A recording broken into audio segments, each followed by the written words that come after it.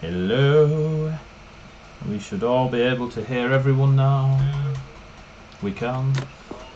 And that's... Let me mute. What is that? That was me. Oh.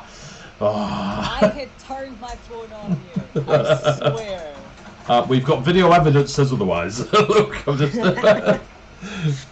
It's maybe a new handset, but I'm not very good at.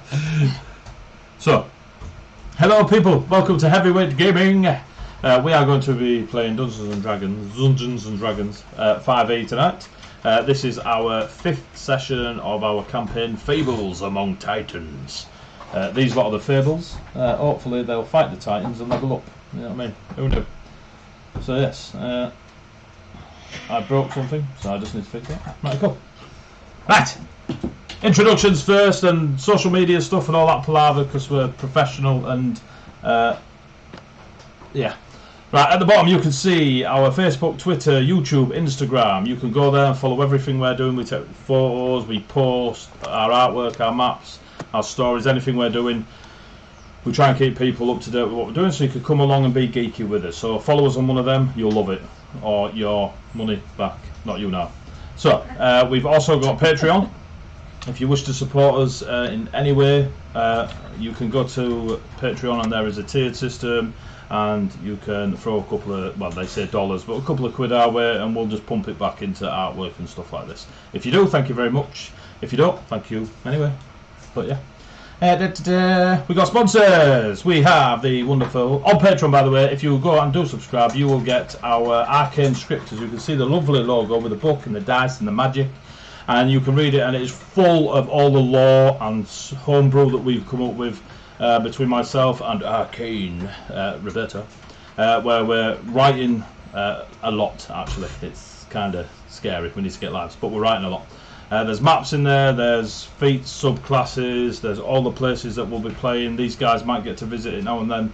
So if you're into that sort of stuff, you'll get that as a reward for subscribing to our Patreon. You can also subscribe to Twitch, but that's entirely up to you and we do not ask you to. But I will, however, remind you that if you are an Amazon Prime subscriber, Amazon Prime, whatever, yep, you get a free sub to throw at a Twitch channel. You have to renew it every month, but if you fancy using us this month, that would be very much appreciated. Or there's a multitude of streamers out there that would love it as well. So, just going from a note. Social media, blah blah blah blah. Sponsors, Sawdust Swearwords. You can see their lovely logo on our screen. They are incredible craftsfolk.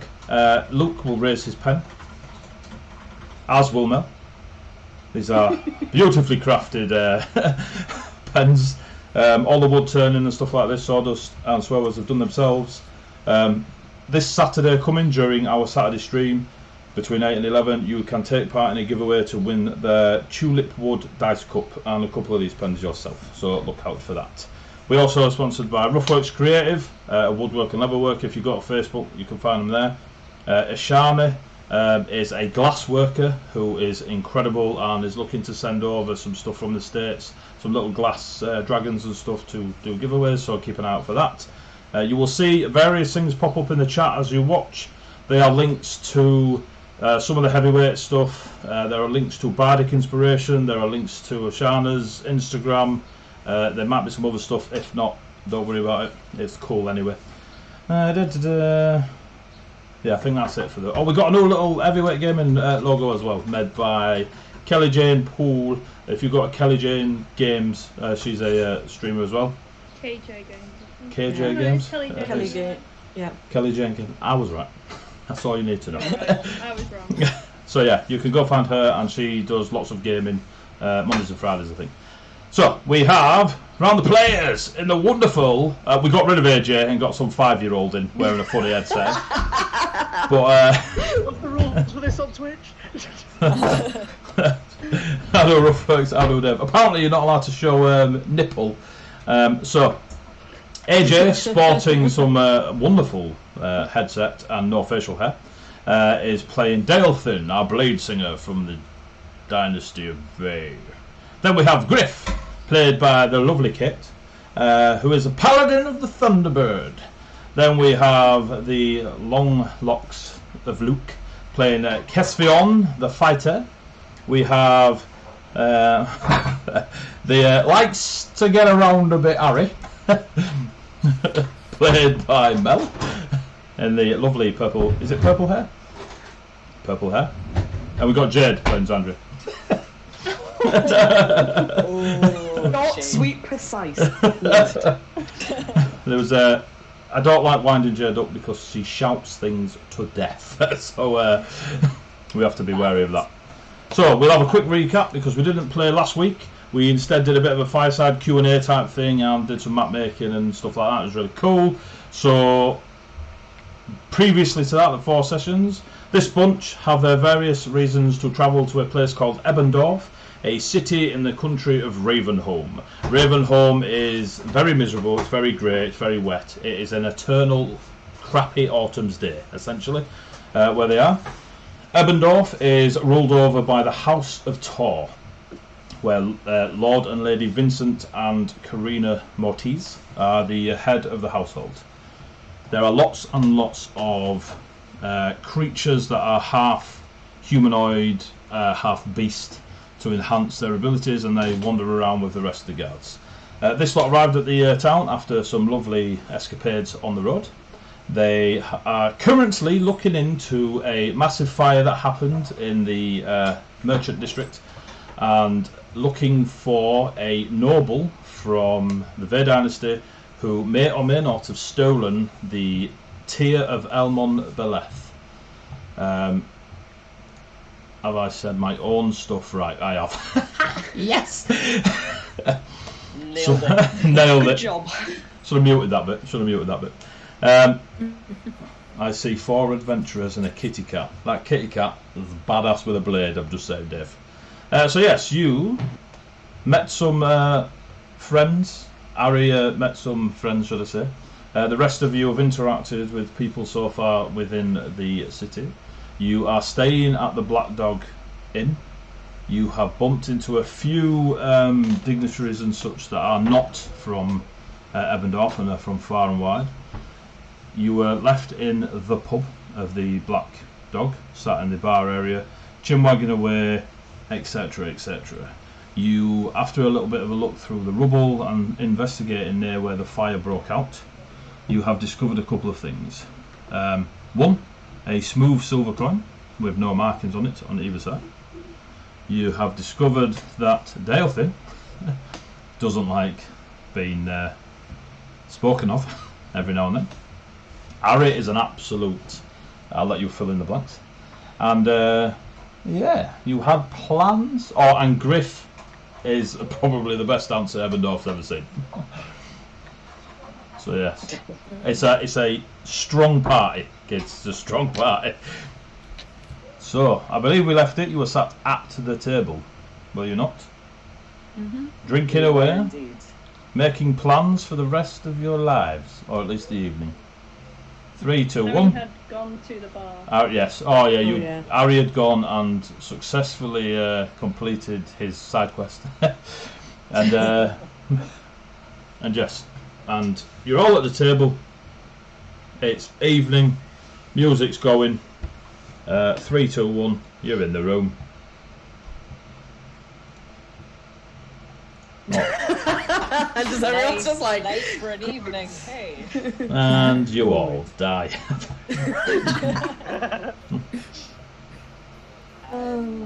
I think Kess will still be kind of alternating between like almost absent-mindedly going to sip from the wine and then not, like, on loop. Just being like getting kind of pulling himself or like listening to conversations that's kind of going around the table and stuff and kind of like, nope. Maybe not. And just kind of like listening to how the others are kind of getting on, trying to keep a wee ear out for anything that might be interesting happening around them. Obviously they had their reasons to be there for information gathering and stuff as well, so... I can't remember from last time, but did you actually mention out loud that you'd had weird effects from that He had asked Drea if she could smell the sea. Yeah. When she drank it, she said no, and he was just like, okay then. That's fine. I guess me neither. After a brief pause, drunk it anyway. So. Yeah, just continue to drink it. For about 11 minutes of my time at this table, I'll be just sneakily casting Identify on that bottle because I really want to know what the hell's going on with it.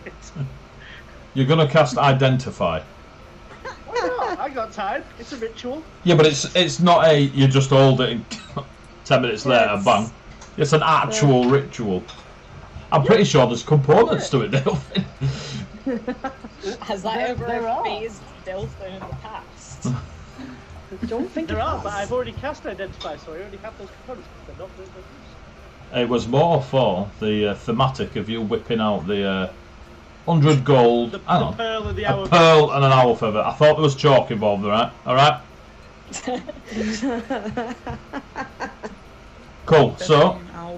Busting out the pentagram on the table. Seance. So, you... It's not working out. Fair enough, you begin casting Identify. Like, what does it look like when you cast... Sorry, wobble there with the old vocals. What does it look like when you cast Identify? Because this is possibly going to make Kespion even more wary of... Yeah. Well, basically, from the moment you've said that you can sort of smell the sea, you'll just see this sort of weird look that it reaches to a component pouch with this small pearl and one singular alpha just come up from underneath the table.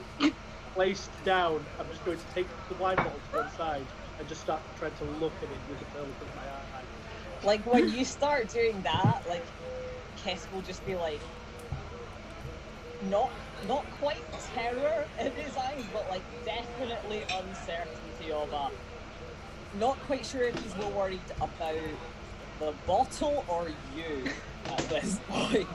But either way, something doesn't seem vegan kosher about this whole experience. That is not going to stop Delphin, he's just going to carry on. Oh no, I didn't think it would, but I just wanted you to know how this was being perceived. Yeah, off the look, there'll just be a slight nod, carry on. This is just an equally concerning and intrigued look from Xandria, just like looking at you, then looking at the bottle, then looking back at you, and just going. Continue to drink. Shrug. Shrug. Drink. Ari's still heading back from the bar because we went to the bar, so we actually had to go and get a drink and bring it back. So. Ari arrives back at the table with drink. With drink. With drink. How many drink is there? Just the one for now, because he's pretty confident that they're probably still drinking the wine. Yeah. Kess is not drinking the wine Kess is anymore. not drinking. I think he's decided that ship has decidedly sailed. Xandria is just gonna drink like enough of like maybe a glass or two, and then savour the rest for poison use. Yeah. As is tradition. So what we're doing, kids? Are there any bar games being played by anyone? Yeah, loads of them. The halflings, they're flying around. They've got some. They're kind of throwing like bone dice on the table. The orcs are doing a weird, almost staring contest. A staring contest. Yep. The well-known bar game of a staring contest. All you see is a few of the orcs. Like there's a joke in there about they're just. I'm just not quite grabbing. You could just see a few of them sat with their hands on the table, staring at one another. Is it a game or is it courtship? You don't know. Do you want to test it and find out? Not really. Ari, you fancy? Ari sounds like he might want to get involved with that. I mean, apparently he knows the orc, so you know. Just because from what I remember of the past conversations, things got a little bit awkward and maybe slightly tense with Griff and Xandria. Griff has been like looking around like, is there anything else that I can do for fun? Ooh, dice! So he's gonna go over and watch the halflings play for a bit and be like, woo! Probably doesn't understand which game is being played. It'll be like, yay! The dice! Wow, watch them roll! Okay, so as you potter across to the tables, all the halflings there are in either red and grey tartan or a deep brown and bright white tartan. They're the only two colours, only two flavours of tartan that you see amongst the halflings there. On those of red and grey, you can see every now and then on like a leather stamp a hand with a wooden log in it, as if they're carrying timber. And another one is just a torch, as in a fire torch, not a maglite. In ancient fantasy world. The arcade mag. Most curious. Yeah. And they're the ones, they're playing a variation of dice games, but they've all got these little wooden like trays, and they're playing a multitude of, some of them are throwing 3 dice, some 2 dice, some 5 dice, some are swapping dice out, some are straight just rolling, adding the numbers up and claiming that they beat the other one. They're having a good old time with their bone dice. They mind that I've come over and I'm just watching. They don't mind. They all seem to have a pint in front of them. They're all drinking the ale. None of them seem to have anything other than ale. There is one of 2 of them in like a pale blue warding on their face and on their arms and such, where they're not wearing any clothing. They're quite receptive, like nods, smiles, just a raise of the tankard as you approach. There are 2 that do not appear to be overly smiley, and they are not taking part in any games. One of them is stood next to a older halfling who is covered in like rabbit furs. His leather rabbit furs decorate like his leather belt, and it's over his shoulders, and he's definitely been made to look a bit more authoritarian amongst those in red and grey. And there is a similar for the brown and white tartan. She has very formal jewellery, like a small jade stones and silver wire wrapped through her hair, necklace matching and rings. And you see 2 halflings. They have their hair shaved in a bit of a mohawk, the side of the shaved completely down. They both have these mohawks. They don't look alike, they just have the same hairstyle, and they are stood in a very guarded position, one for each, one for the female halfling, one for the older male halfling. I know last session I was listening into a couple of conversations, and I think I listened into their conversation. You listened to one of the halfling conversations, yes. Yeah, they were talking about, one of them was called Guinevere, and they were talking about my uncle, that's all I've got, blah blah blah blah. That was the kind of gist of what was going on there. Remember these things, because then I can repeat them later. Well, the older halfling you see is the one that Guinevere was talking to. Okay. Yeah, Griff hasn't come over to eavesdrop, he's just come over for the funsies. Okay. He might at some point be like, motion towards the dice to someone next to him and be like, can I roll them? Kind of. They let you in. They immediately make space for you. Every now and then, the odd orc or one of the Viconian humans will come over and they just take part, and they're moving around the tables. If anything, the halflings are very open to everyone joining in. So you sit down, you get in there, you join in front of the table, and they're rolling 5 dice, and they're trying to make a hand like poker dice. Okay. They seem to be 6 numbers on each dice. So do you have 5d6, Griff? Well, this is what D&D is about, kids. 2 seconds. 2, 3. Why they call it Dungeons and Dragons, I don't know. 5. There we go. 5. Fabulous. Taverns and tiddlywinks, that's what we're all about. Right, so the yeah, so the halfling next to you, She's quite chipper. Her hair's very scruffy. It's a light brown. She's rolling the dice about, and she just gives you a nudge, and she's like, "You know how to play?" No. She looks across to her mate. She's like, "Fuck it, we got this. We got this." You roll. She holds up 5 bone dice. You roll 5 bone dice, and you've got to make them match. So like three of a kind, or two of a kind. It's just Griff's totally fleecing. So she rolls her 5. You roll your 5, and you put your hand over them or your wing. So you cover them up so she can't see, and she covers her up. He will probably do what I've literally done, which is one hand over them and one hand like laughing over his mouth. What did you get? Go on. I rolled 3 6s, a 1 and a 3. So she, Jesus, she keeps her hand over her dice, and she looks at yours and she goes, so yeah, so that's a really good hand. Them 3 6s there, and so that's the practice round over and done with. So squint. But then so now we do. So now we put a coin in, and she puts a gold coin in. Oh, he's gonna reach for his belt and go. You gave it all away, didn't you? Money. You have no. So she looks at you. Hold on. He'll finger up and he'll pull out his card deck and he'll pull out the Queen of Hearts and put it on and be like, "Is this okay?" She looks at the Queen of Hearts, looks at you. Sure. Why not? It's the first time. So she rolls the dice. She rolls the dice and covers them up. Remember to cover them up. Covers them up. I got. I need to tell you what I got. Yeah. Not yet. Don't tell me yet. Don't tell me yet. I won't tell you. So she says. So what you do is you can either roll 1 dice, 2 dice, or 3 dice at a game, and then whoever's got the best hand wins.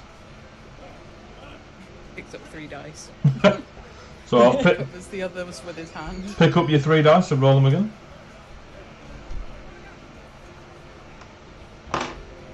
What I'm doing right now is exactly what Griff's doing. He's Go. Nothing, but he's covering with both hands right now. So she picks up 3 dice, rolls them again, and covers them. So now we bet against each other. So to see who's got the best hand. So I'm going to put another gold in. Do you want to put another playing card in? I'm assuming these are IOUs. Yeah, right. He'll pull out King of Hearts, put that on as well, because it will have been like. They look. She looks to her friend, and he stares back, and he whispers something to her ear, and they start having a little bit of a whisper. King of Hearts is higher. It's higher than the Queen of Hearts. I wonder what. I'm gonna look back at the table and be like, ah! Yeah. And then she goes, "Okay, you can have this one," and she reveals a hand of 3 5s. She's folded. 3 3s and 2 5s. Oh Jesus! So yeah, so that's an all right hand. That's an all right one. I'm gonna go play over here now.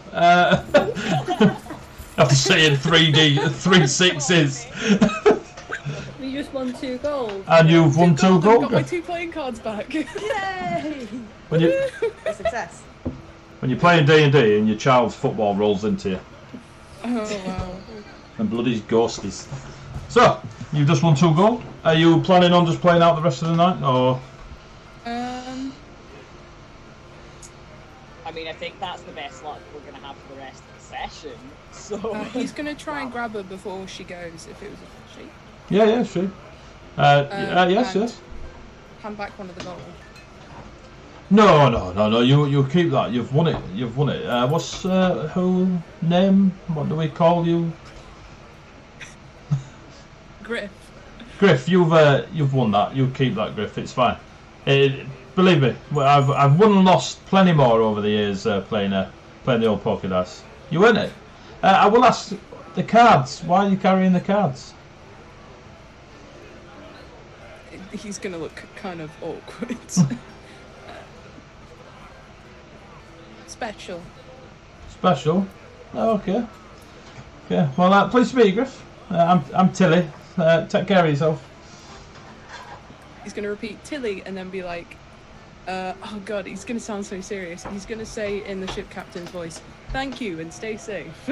He'll be like, "Thank you and stay safe." It's gonna sound really dramatic. It's like the end of a quest. Fine. NPC. Yeah. Tilly looks at you, sort of squints a bit. I will. You too, Griff. And she potters off into the crowd. Cool. What the rest of you lot doing? Back to the- Slaying dragons. Yes, dragons at the table. Xandria is gonna go and have a word with that dragonborn that was mentioning about killing more motif for everything. Oh He's yes, rather intrigued, yes. So he wants to find out more about that. Why is he so disgruntled? I think with how spooked out Kess is getting with Delphin, and he's like fucking hell going at it. I think you will have a shadow for that as well. It's just like, yeah, I'll come with you. Not shocked at all. The Not like this is second our they entire leave, character. I terminate the ritual and just go, oh, right, anyway. So you've cast Identify on the wine. Yep. It is a. Yeah. It is a very. Hang on. What do you learn from it? Hang on. You learn whether any spells are affecting the item, what they are. If the item was created by a spell, you learn which spell created it. Oh, give me a sec.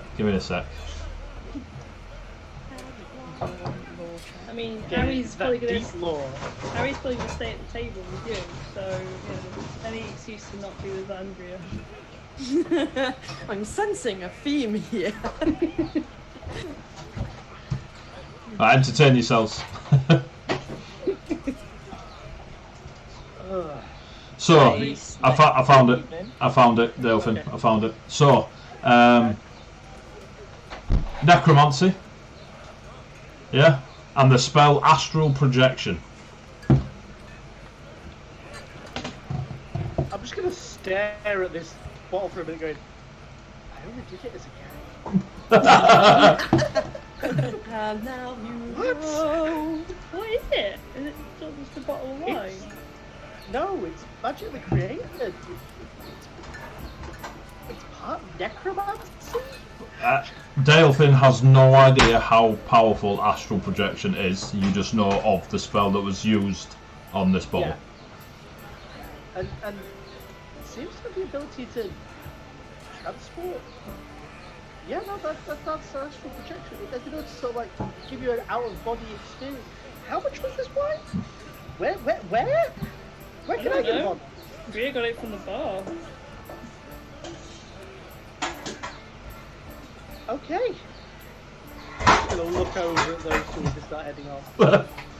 So, You will get like a couple of like glances back. Kess is still kind of weirded out by you. so you head over to the ebon scaled dragonborn. As you close in, he is wearing a thin shirt with a grey stone, thicker robe that hangs over from his scaled shoulders and chest. The draconic head has got a very angry pink scar down the left side of his face. His eyes are the same grey as his robe, and the belt around his waist is a chain of iron, but really clean and shiny. Right?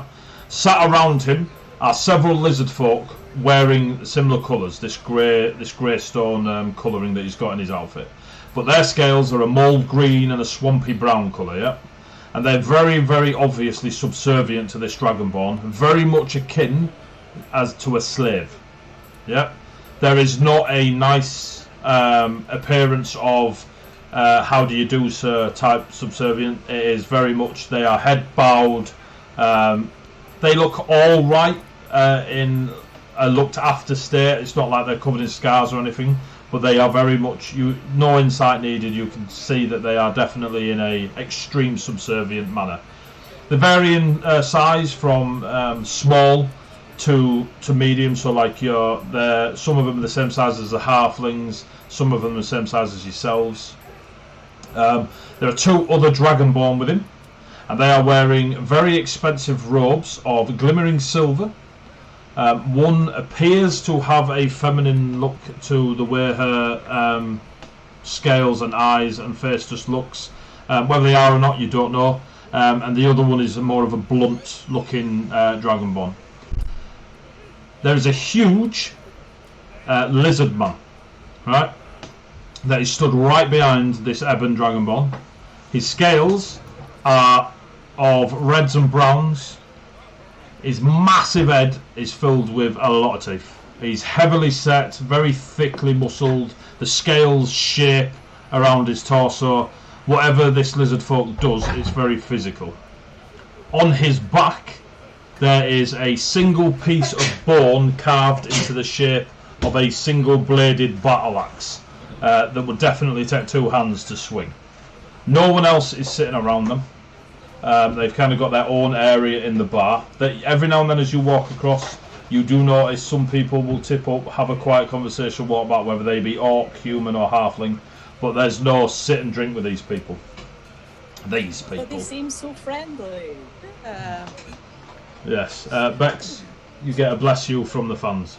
Oh, thank you. So as you approach, no one steps in your way to stop you. I will be walking directly towards the said ebon scale dragonborn. Pardon my interruption, but I couldn't help overhear your disgruntledness at Lord Morteith. He just looks you up and down. What of it? I am just interested in the reasoning behind the anger towards Lord Morteith. I could hear bits of it, but I would like to know more as to why it is you want to fight him for everything. I don't like humans or eavesdroppers. As soon as he says, like, don't like humans, Zandria will just smoke.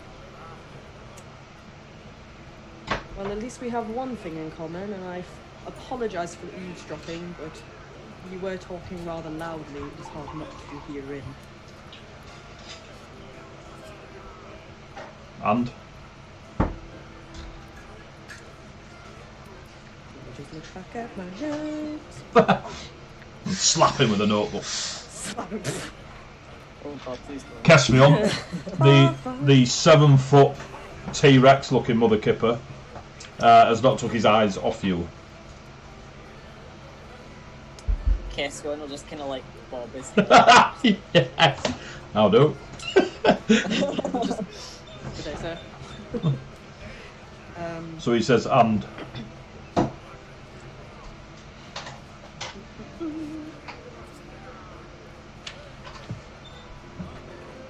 How are you planning on going about disposing of Lord Morteith? Are you just going to waltz straight up to him? He looks at the 7-foot red scaled lizard man behind him and then looks back at you. Directly. Respect. Well, I don't think I need to ask you much more. It's fairly obvious that your dislike is the main reason for wanting to dispatch of such a being. From what I've heard, he is rather arrogant, vague, show-off. It's about time somebody takes him down a peg by the sounds of it. What is your name, Elf? My name is Zandria. I am Legatus Decius Viridius Proceus, General of the Northern Armies. Father to a murdered son. Yeah. Husband to a murdered wife. And I'll have my vengeance in this life or the next. Oh my God, please tell me that was the inspiration. It's still the first movie. Yes. Oh God, I got so into that, I didn't get any of that. Legatus Decius Viridius Proceus. Fuck me spelling that. I'll get that in the recording. Legata. I'm just gonna put Legata and then just a long line, and then Dragonborn. Legatus. Legatus. Legatus. It's in the chat, as in the Twitch chat. Thank you. That helped me immensely because I could not spell. I'm waiting for the Facebook messages to say what the F. Okay, let's scrap that word there because that is not. Yes, hi Aster, I hear you. Leg. Yes, I know I can hear you, bud. Legatus. Yes. Cat's nervous that you're talking in Latin. What are we summoning? Yeah. Starts chalking out on the floor. Yeah. Dale's got the chalk That's out. death to the non-believers again, mother. Okay.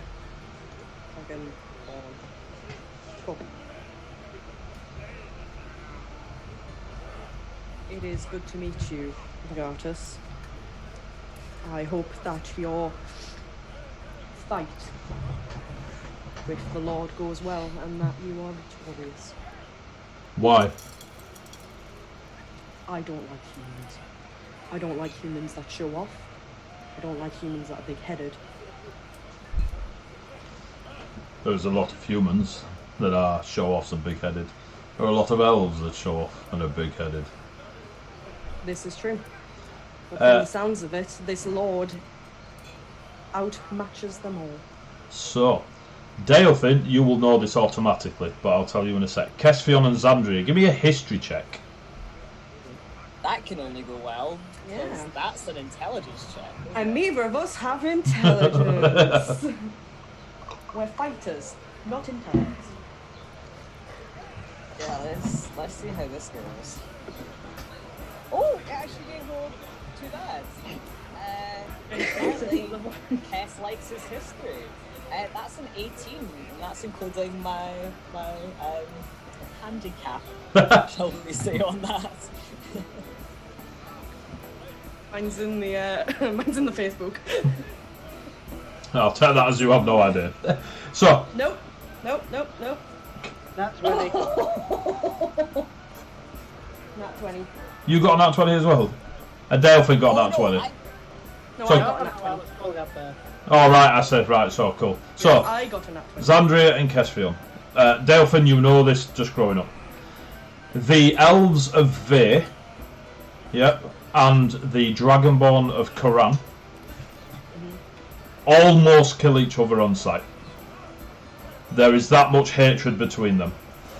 Amazing.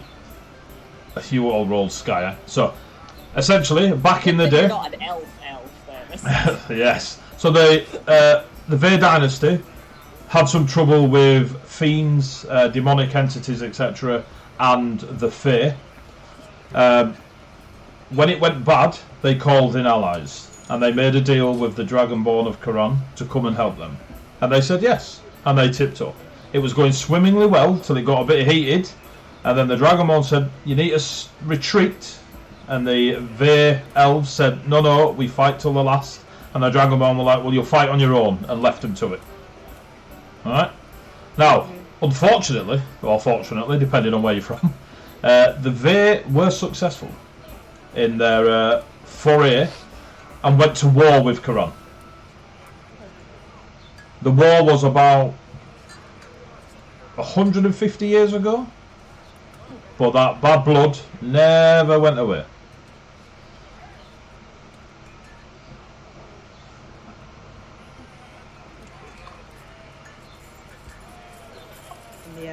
The dynasty won.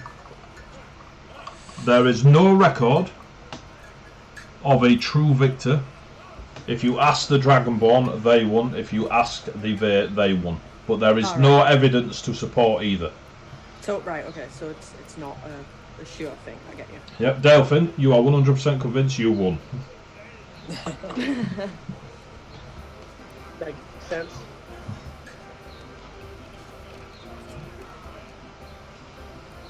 Will you kill more humans if you had the opportunity? I assume you've killed humans before, hence the more. It entirely depends on the actions which would possibly lead to their death. I have a very specific reason for killing humans. Gold? If that reason is met, then yes. Would you kill for gold?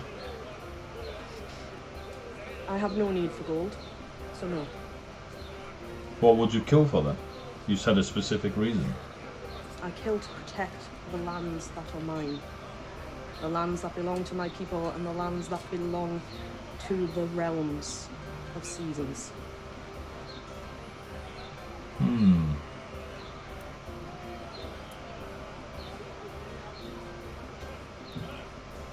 Interesting. If I were to tell you of a small selection of humans that were not fans of the seasons, how would that make you feel? Everyone is entitled to their opinion. If you had told me that these humans who have a dislike of the seasons were seeking to invade the lands that they do not belong in, that would be another story. But merely disliking the seasons is not a good enough reason for me to kill them outright. He leans forward.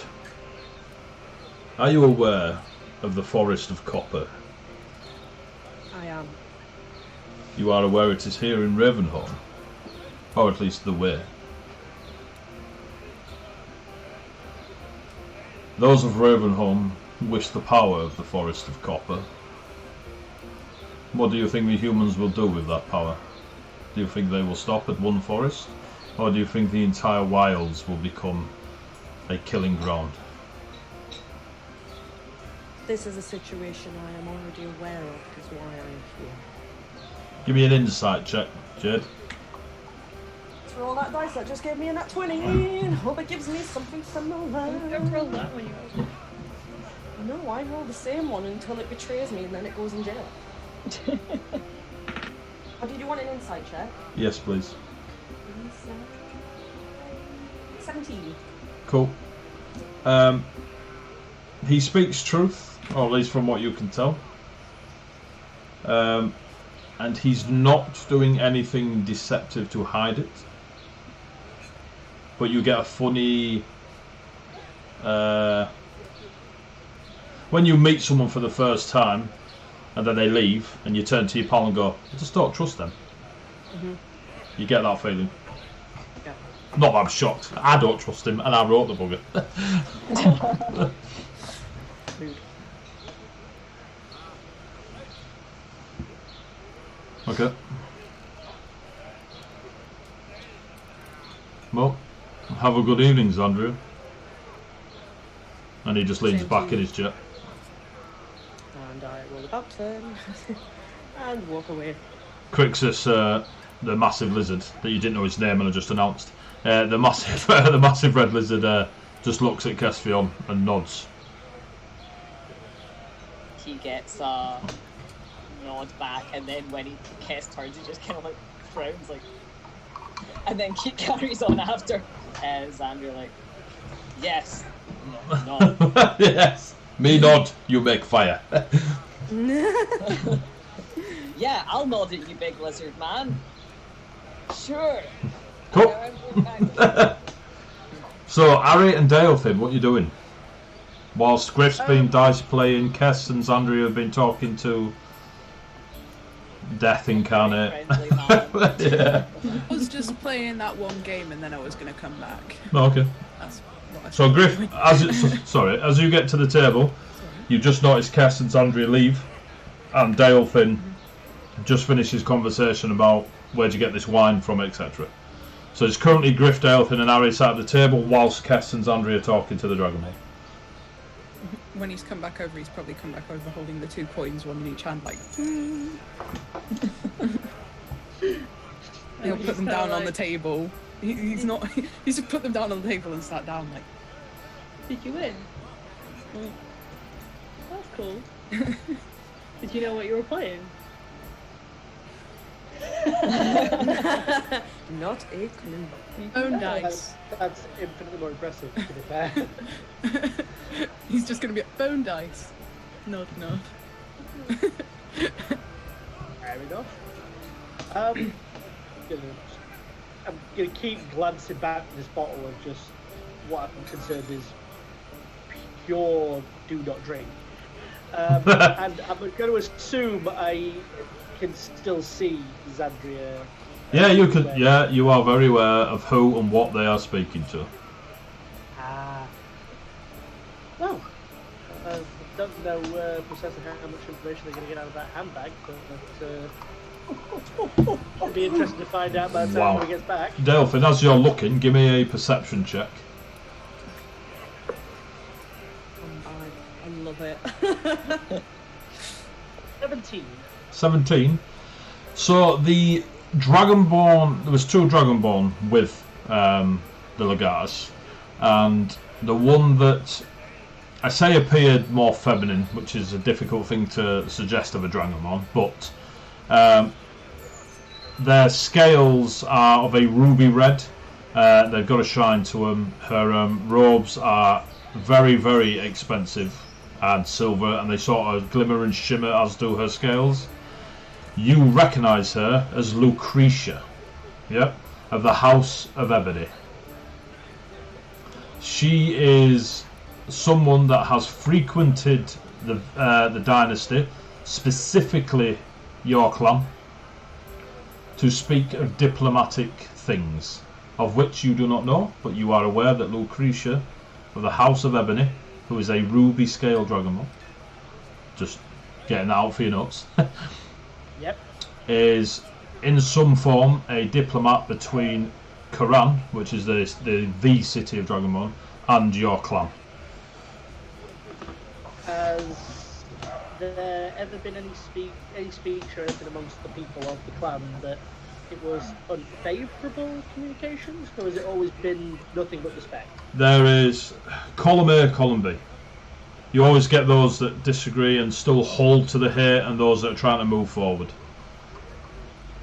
Given the probable about 4 total people I would properly listen to, given the notes you're giving me, Yep.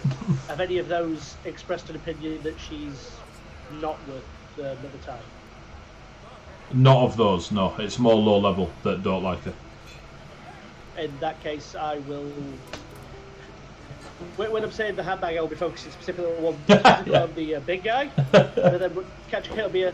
Oh, fair enough.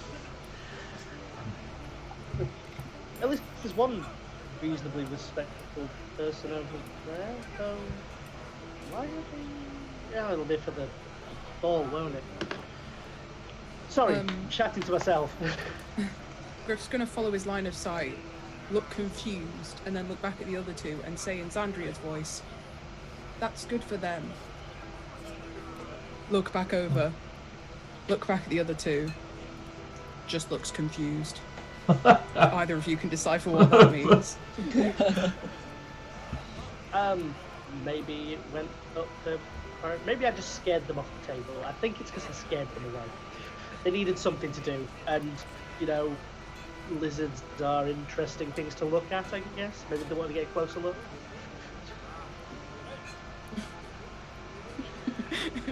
The shrug crew.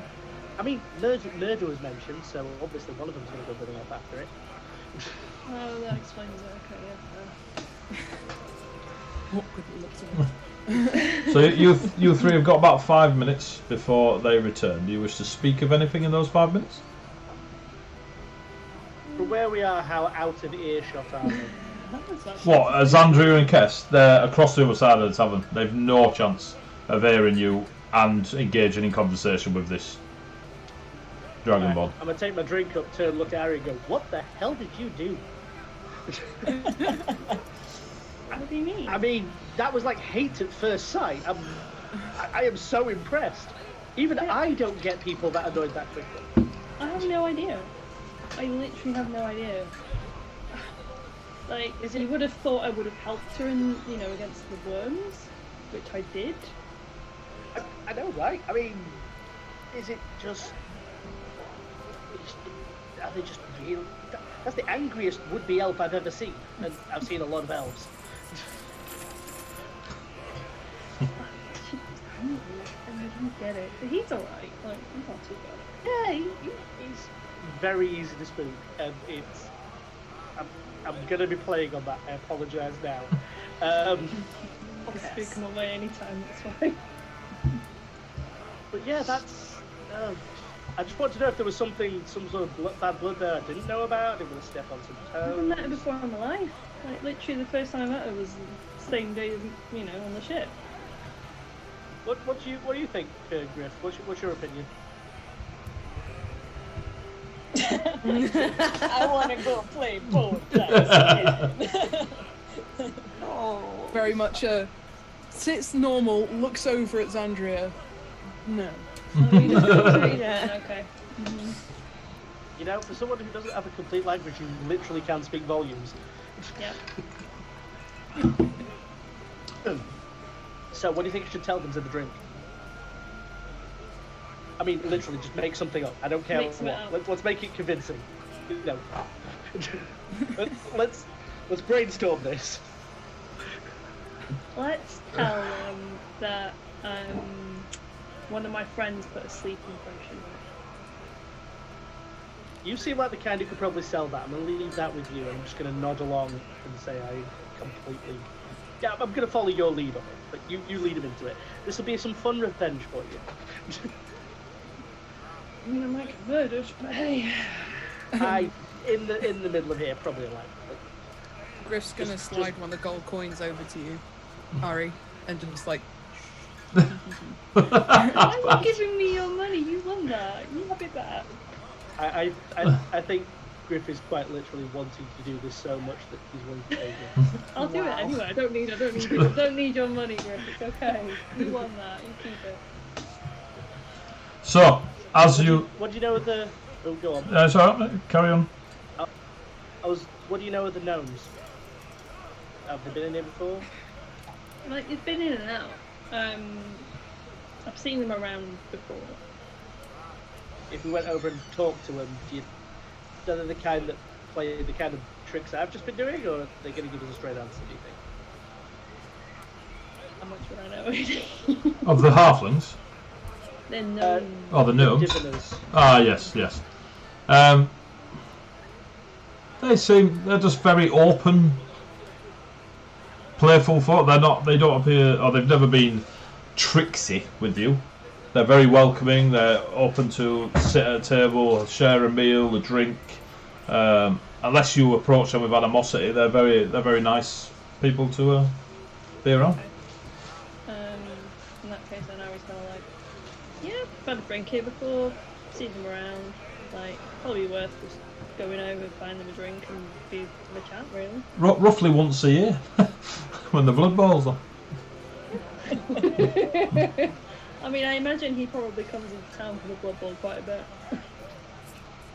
Well, shall we go have a word with them, or do we want to wait for everybody before we do? I think they're winding up. We could probably find out what they find out first, and then have a word after, I guess. Cool. We... Kesvion and Xandria return to the table. Slide back into a seat. I'm gonna nervously look between Kess and the bottle, back and forth.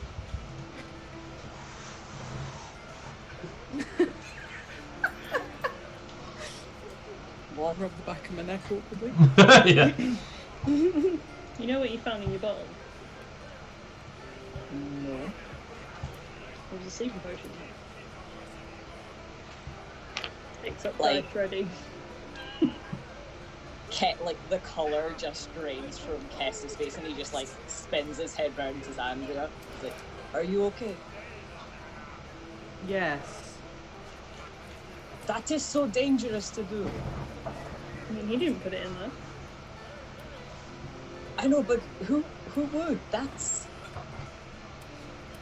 Dunno. Tell you, it's what the magic says.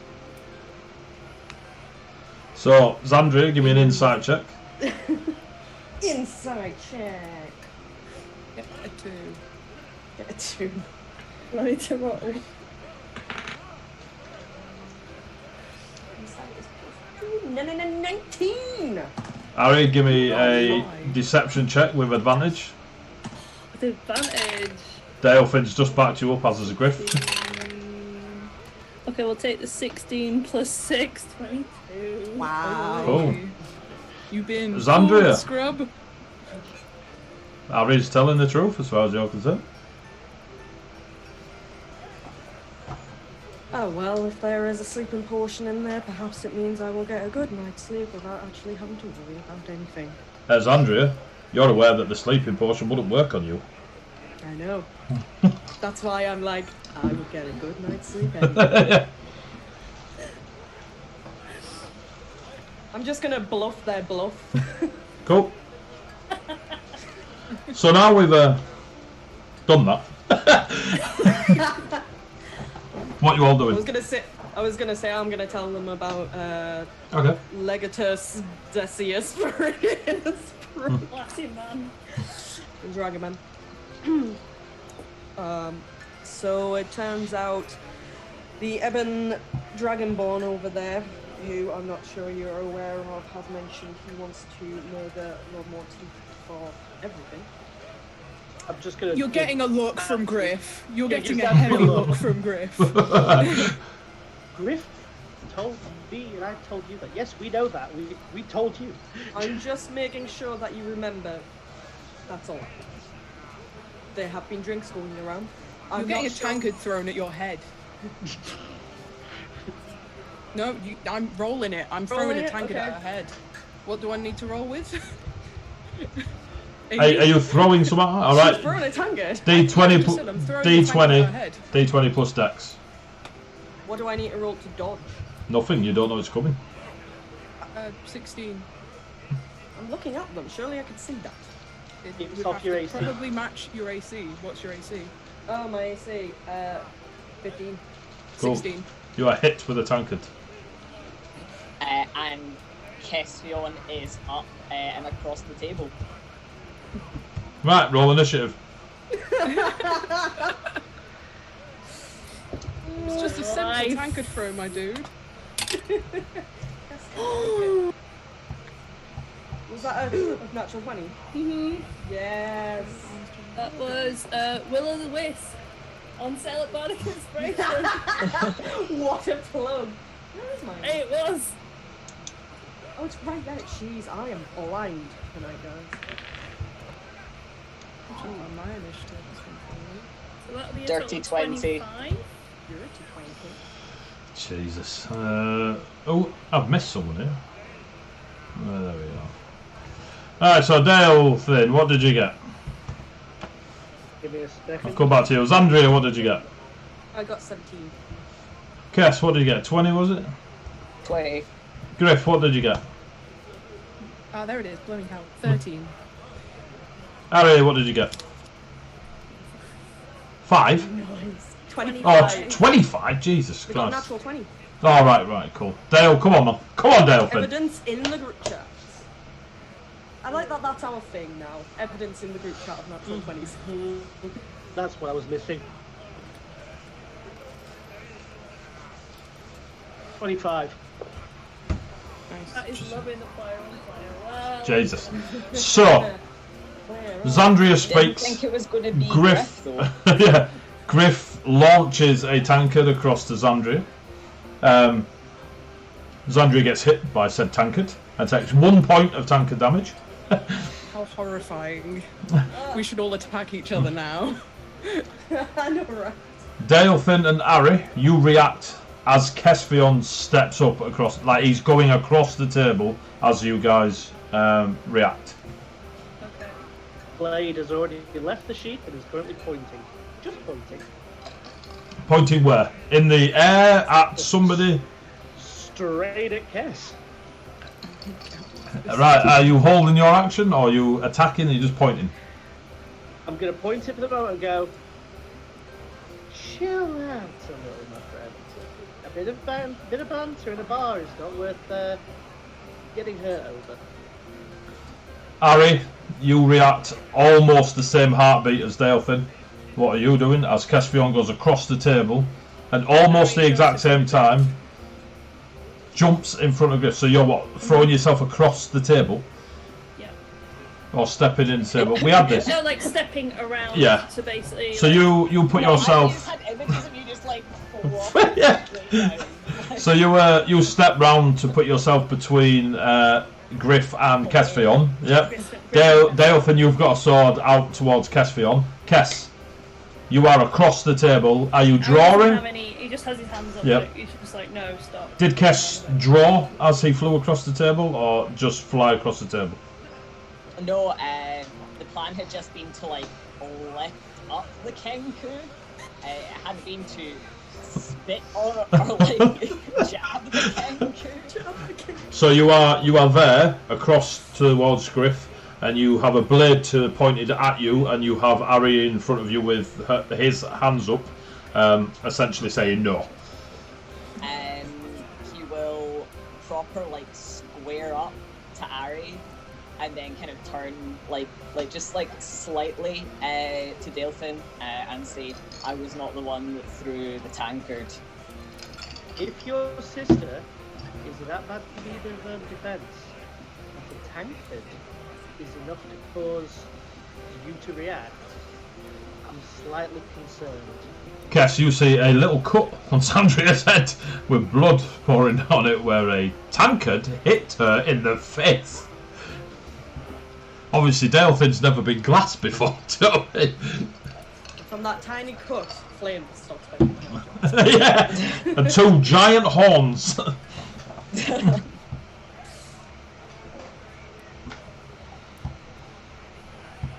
You are go on. That would be. Are any of you planning on attacking? I will probably roll to intimidate Ari. Just because I figured that would probably be as part of like, because he is like getting like squaring up into his space.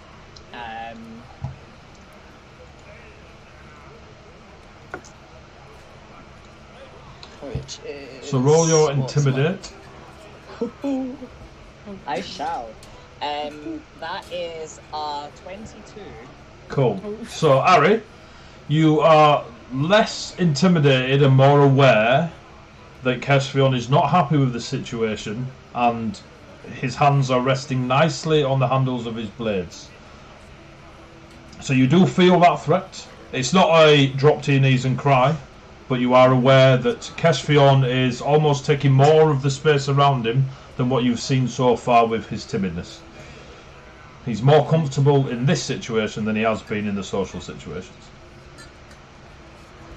Ari's somewhat bolstered, I guess, by the fact he's in somewhat familiar surroundings, and is just gonna try and persuade him, I guess, like to not broadblade. So don't be rolling off against each other. So you're out of initiative. Seeing as there's no, unless Sandria, you throwing out an Eldritch Blast. No, don't be silly. I'm literally just sat there, But just like what? with this cut, just staring at them all, and then I just sigh. Cool, you're up. I look at Kes. Brother, stand down.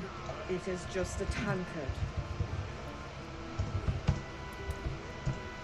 Like, he is gonna keep squared up to Ari, but kind of turn around, like, kind of look back to her and say, "You're bleeding," and then, like, stare back, like, straight back down into Ari. Second he turns back to stare at Ari, I'm going to activate a part of Green Flame Blade and cause my blade to light up. Oh, shit in hell. At this point, Okay, go on. your table gets flipped as the presence of a over 6 foot orc woman in plate armor that you know as Victoria just literally steps from about 5-6 feet away from behind Xandria The space made by Kess and Harry moving, she steps in, launches the table up into the air, and just roars at the thingy. Her brother comes running over, Alexander, and he, I'm sorry, come on, Victoria, and he grabs her, and she's rat-assed, and she's just roaring, she's screaming. Who are you? Speak Orc? No. She's just shouting obscenities in Orcish. She's very annoyed, very angry. Something has clearly set her off. Alexander is being very apologetic. I'm sorry. I'll take her away now. I'd put that away. They don't like violence here in the Black Dog. And as Alexander says that, you look around, and the bar staff are no longer serving. Yep, they're all just staring at you lot in a very straight, stoic face look. They've gone from jolly bar person to 1,000-yard stare at you lot. Harry, you are very well aware of the security, the doorman of the Black Dog. And Alexander's like, oh, just a warning. Come on, sis. And he takes his sister away. You guys are covered in ale. Harry kind of turns around to the bar in general. She's like, it's fine. Just a disagreement, guys. You know, get on with your drinks. It's fine. If there was a table to hide under, Griff would be hiding under it, but it's not there anymore. And amongst all of this panic, Hugh's probably been trying to shuffle away. At the moment bleeding was mentioned, even after all the tables have been flipped and stuff, he's trying to get round to Xandria. He might even just be like awkwardly chair shuffling, just to get round to her. Okay. You get round unless anyone stops you. I was gonna say, unless anyone stops me. Cass might. I was gonna say, have I noticed that you're doing that? Oh, Griffin's definitely. To roll a stealth check, or is it gonna be really freaking obvious? You are quite aware that the heavy armoured 5'5" bird paladin is walking Shorter towards. Than that, but... It's perception. He's really close. You look massive. Griff is making his way to Xandria. Very slowly and very not intimidatingly hopping over on a chair. He just stares you down as you move. He's just gonna hold up a hand. And lay on Am I hand. close enough to touch her? Unless they stop you, yes. Slowly takes a hand out, puts it on her arm. As soon as Griff touches Xandria, Xandria just very lightly puts her hand over Griff's and just removes it, just very gently, and just He's looks gonna be at like, no. Griff, and she just shakes her head and goes, "It's fine. It's a cut. I'm not dying. You don't need to kill me." He's gonna do it again and just lay on hands before she can pull her hand. So you take the hand off gently. Screw you. After I've damaged you, I will heal you. So, as you take Griff's hand off you, Griff kind of puts a bit of a more serious face on and almost happy slaps you with a point of lay on hands.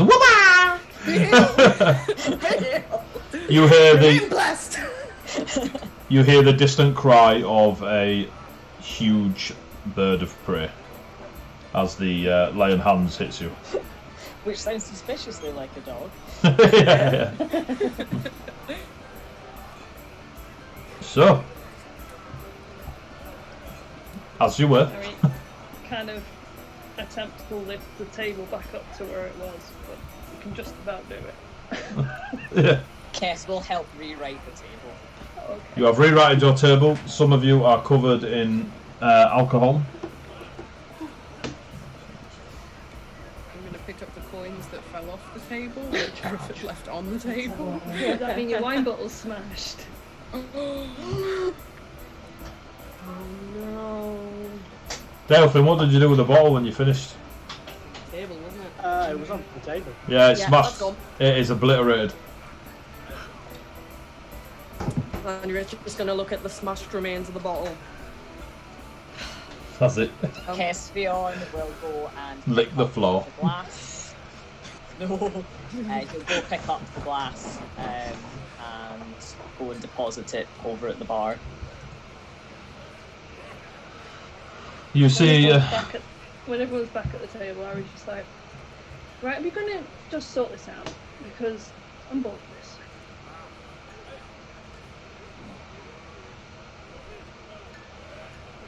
Oh, sorry, I thought there was more to that sentence. That's out of character, sorry. I thought you were going to start something. And I was Jesus. like, what's happening? for those watching, we are professionals. Not. Apparently. Yes. Sandria's still looking at the smashed glass and just like... No. The glass is gone. Well, the remains that are on the floor of As the it liquid. seeps Just into the eyeing it up sawdust. and thinking, can I salvage that? Probably can't. Even with your intelligence, no. No, I can't. But she's still like, that could have been a really good poison. Oh well. Live and let learn. Think Because, about on the table. yeah, doing that in this bar is not the best move. Plus, I've got a good reputation here. I'd rather keep it. Like, come on, guys. Griff looks really guilty. You've noticed the bar folk go back to serving. And they literally switch back into jolly mode. Like a switch. It's almost like they work in the service industry. Yeah. Done that Hi. I'm dying inside. Yup. Yep. Beautiful. Ari's just kind of like, right, are we just going to get some more drinks in and are we going to stop all this fuss and just have it out? Because I don't want to have a fight. Like, there's no point. You know, we're trying to work together, we're trying to get this sorted. I don't understand why there's so much ill feeling. Yeah, like I said, Griff just continues to look mega guilty. Even though this isn't probably completely directed at him, but he's guilty. So as I was saying before, it had smashed me in the face. Poor guilt. It turns out that our Dragonborn, acquaintance, let's not call him a friend, his reasoning for wanting to kill Lord Morteith is simply because he dislikes humans. He dislikes the fact that the Lord is a show-off, arrogant. I don't think I need to say much else. There's nothing really interesting from that whole conversation other than he just wants to kill him and take everything from him. I say let him have it. I mean, having met a man, he's not all bad. He throws a ball annually to parade his wealth around in front of others. Not wealth, strength. Some strength. It's the dumb thing in this area. Like, that's what we do. It's just the noble's ball. It's very flashy. It's a show-off stance. It's showing off to other nobles. It's just the nobles showing off to each other. It's dumb. I agree, it's dumb. But it's what they do. Well, I say let him and this lord have it out. It's not our problem to deal with. I disagree. We've taken on enough of other people's problems already, and we've only been here less than a day. I agree. What would you have us do then? Just to completely ignore it? And be like, oh, okay, let's just go kill the nobles in the area, cool.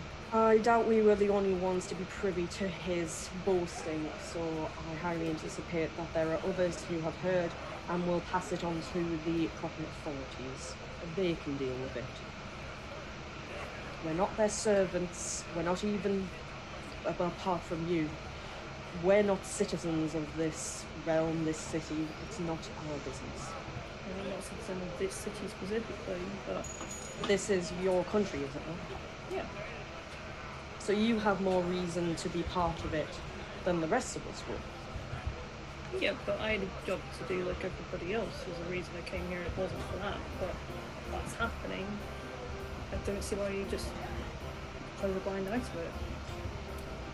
I don't think we have enough time or resources to be wasting on this situation when we have a much larger situation regarding a theft, an accusation, and attempts of murder. Also, Deal with this one thing at a noble time. is so powerful that he can throw a ball every year to show it off. Let him prove his actual worth. Agreed.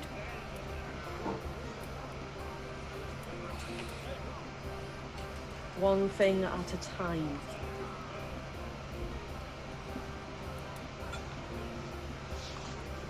No argument for me. I'm literally just flipping this coin between my fingers. Speaking of one thing at a time, that is the next priority. I mean, that I can agree with. So we have a choice to make.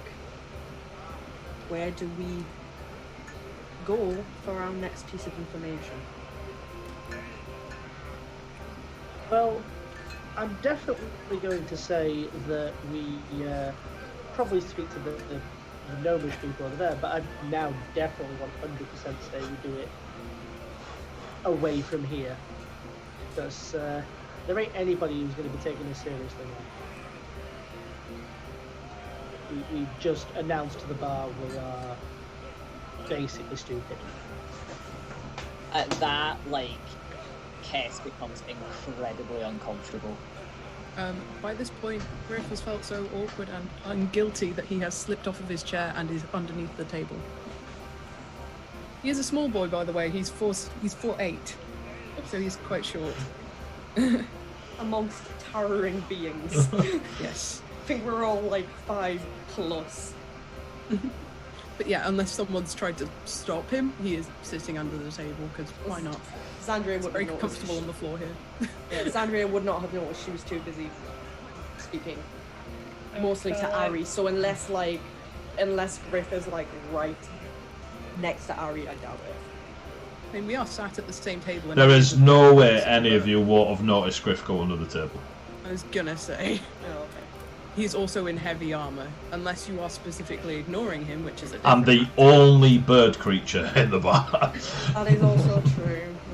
Yeah, okay. As much as I do talk a lot to Griff, at this point in time, I'm deliberately ignoring that happened and focusing on people just above. Technically, it's because Griff, as far as I'm concerned, wasn't. I was involved on Griff's side there. I'm focused on the people I can see at the moment. He's chilling. He can hear from down here. It's fine. I'm going to flip the coin between my fingers.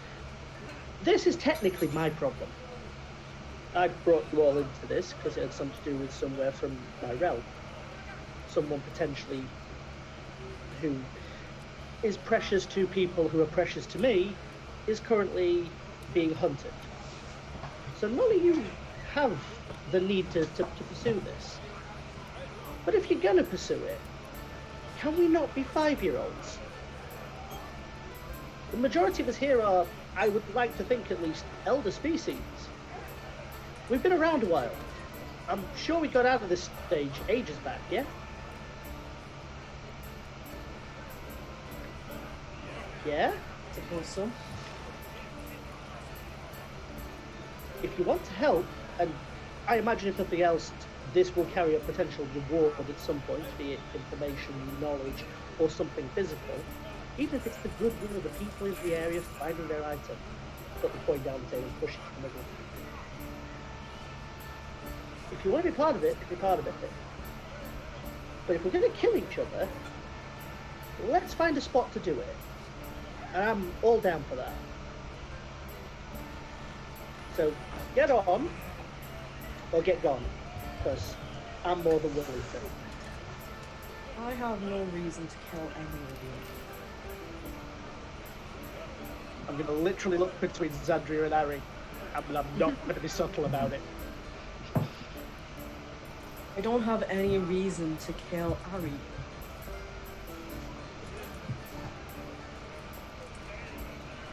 And try and get on a bit more. Even if you're lying about it, just try.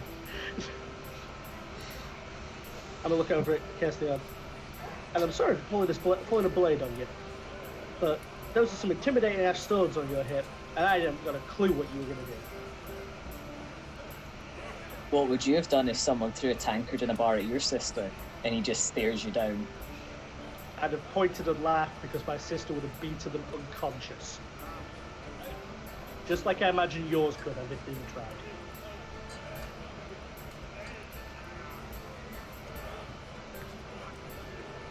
Give me a Dale Finn, give me an insight check. That is a 16. Cool. Kess is on edge. Like, not, he's still on edge. He does not like any talk of his sister. Dalefin's an asshole though. That's cool. Well, that asshole is aware. And then Harry said, go on. I was going to say, just as that conversation is happening, Zandria was just going to place her hand on Kess's knee and just give him a gentle squeeze, which I imagine, considering Griff was under the table, Griff will see. And I'm imagining Zandria's done it many times before.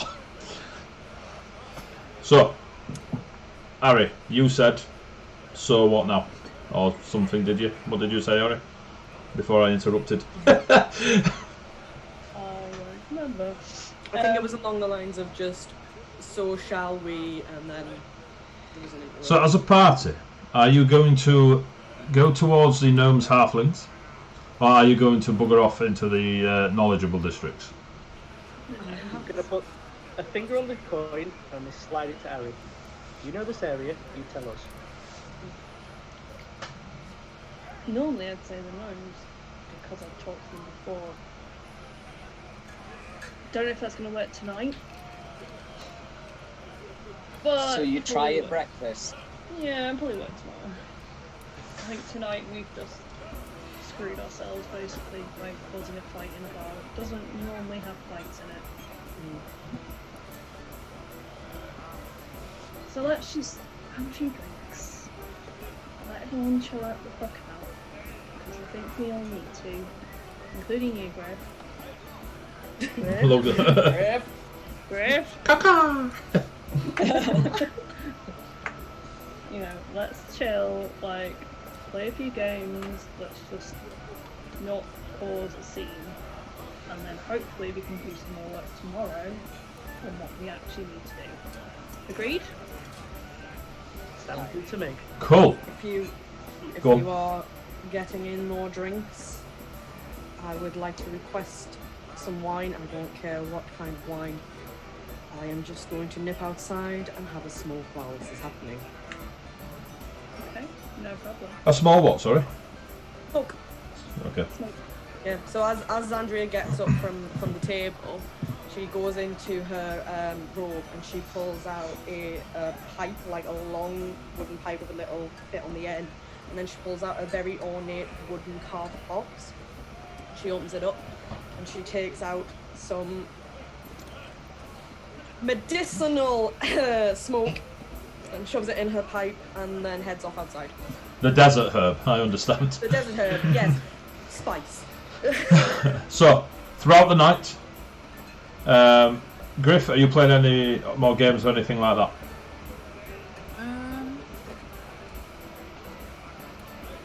No. Cool. Cool.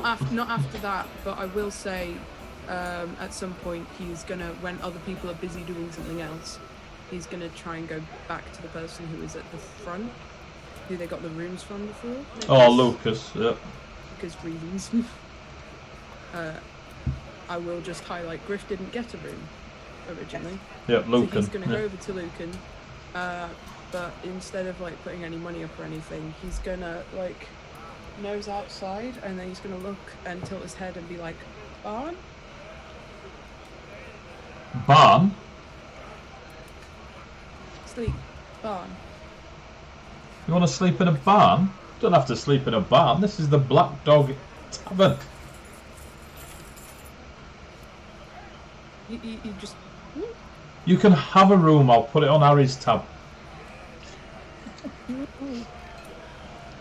lifts up the parchment, dips the quill, and just scrolls. Nothing. Scrolls absolutely nothing on the parchment, and then puts it back down. And then slides you a key. Stay in Harry's room. He's sleeping in a barn. Got a reputation. Don't be like that. What's your name, young'un? Griff. Griff, pleased to meet you. I'm Lucan. If we hadn't already been introduced when you came in with that lot before. Don't be sleeping in the barns. Barns are not good for you. Unless you're out on the road doing work, do not be sleeping in a barn. You're in a city. You've got gold. Well, you haven't got gold. I do apologise for pointing that out. But your friends have got gold. Don't be sleeping in a barn. Go fleece them halflings. He's gonna put his head down and take the key and do a thumbs up. Oh, he's gonna say thank you as he goes. Not a problem. Probably in Ari's voice, because why not? Lucan laughs, and as you're pottering away, you can hear Lucan sort of giggling to himself. A barn? Who sleeps in a barn? I think. What's Cass doing for the evening? What Cass is doing in the evening will depend on the response I get to the question that I sent you, O Wondrous DM. You gonna say again? I sent you a question pertaining to something, which I need a response to. On Facebook? Medias. Oh, Is it- Where else, my dudes? Is it on Yeah, Facebook? secrets. Jesus. Facebook whisper. Unsolicited whispers. Oof. 100% Cass. I need to reread how I... Okay, so yeah, when Xandria heads out, for once he doesn't actually follow her, and he kind of scoots closer to Delphin and asks him, so the sleeping potion that was in the wine, how strong was it? We were mildly playing with you. In the honest truth of something, though, that stuff had necromancy in it, and that is no word of a lie. So, I don't know what you guys were drinking, but I have a much better question to follow it all for that. What disease does she have? Like, you watch Kess's face go through like 70 different emotions. Like, one is like relief, then like absolutely like anger beyond belief, to confusion, because he understands the concept of necromancy but not why it's in a bottle of wine, and then kind of like a little bit guarded at the final kind of question. In the middle of a fight, she fell over and started coughing blood. It wasn't hard to notice, I was keeping an eye on all of them. It's not really my story to tell. No, but you are definitely you are guarding her for just this reason, right? Everyone takes care of their siblings. But I've seen her in the middle of combat. There is no one in this bar that is going to affect or hurt her.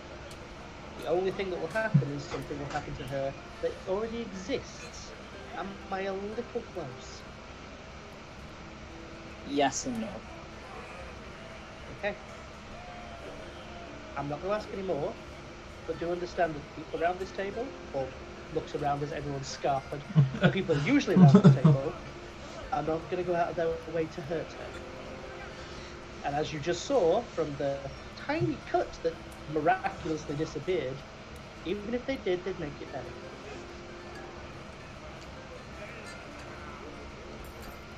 Maybe don't joke about drugging people's wine in future, though, and you'll get up and head out. That's Catch on up me. with Andrea. That's on me. Harry, what are you doing? Ari is trying to make everyone in the bar feel better about the really awkward situation that you kind of brought into the bar. So he's going to be kind of like going around the bar, So- the bartenders, chatting away to people. Okay, so mingling. here is your choice.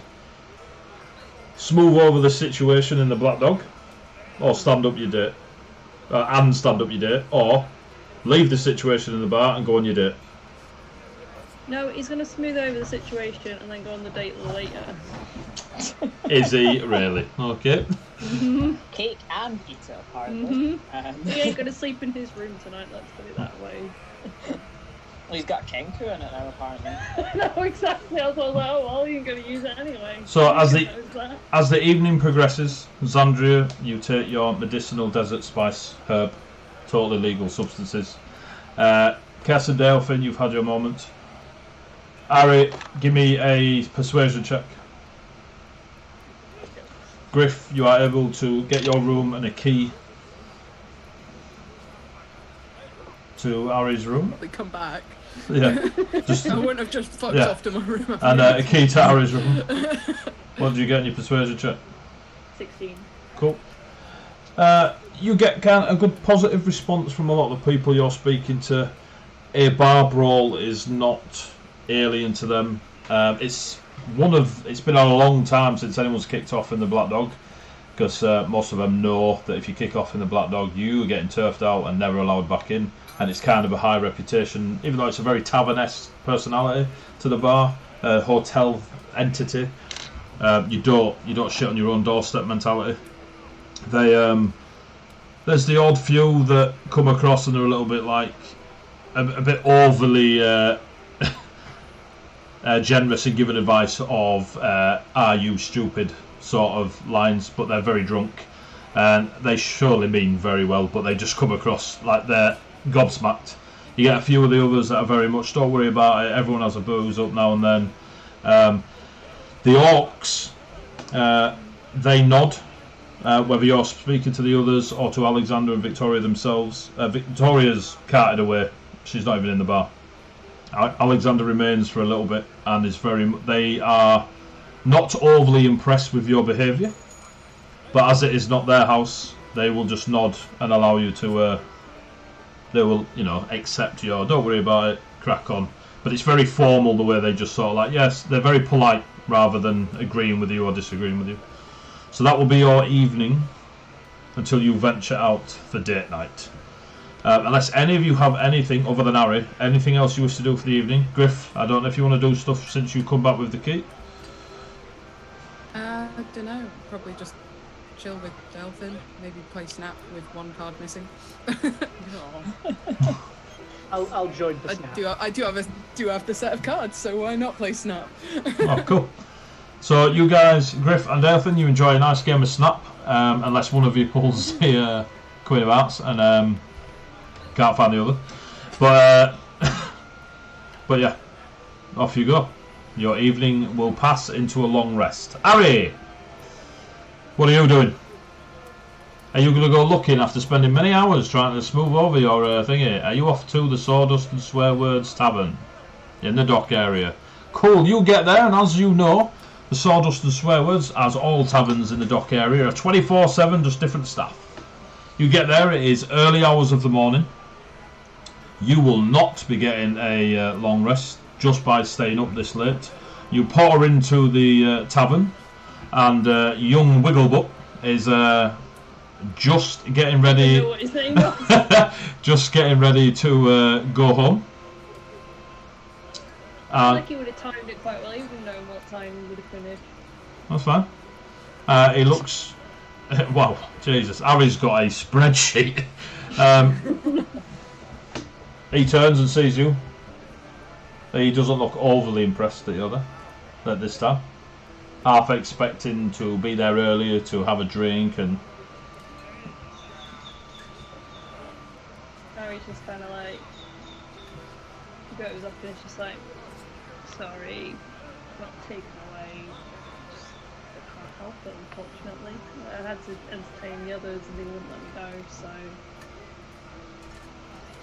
Give me a persuasion check with disadvantage because you chose to solve the problem over the date. That would be You're, it's 12 actually with advantage. That ain't bad. 12. Cool. I rolled a nat 20. So young He's not falling for your nonsense again. Yep.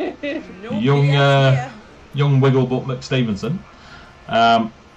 Just Wigglebutt's his first name. yeah. Solid name. Just like listens to Harry's words of bullshit, and just simply turns their back on you and says, "Not tonight, Aristotle," and leaves. Oh, you full Full name. name. Damn! Looks like you're in the barn tonight. And leaves. That's okay. Harry's got a whole other bar to go. So you will all wake up in the morning after a long rest. Harry, you do not have a long rest. Not that it matters, but you do take a level of exhaustion for staying up all night, and you probably do get to lay where you wish to get, but not with Wigglebutt. I'll look for his name in a bit.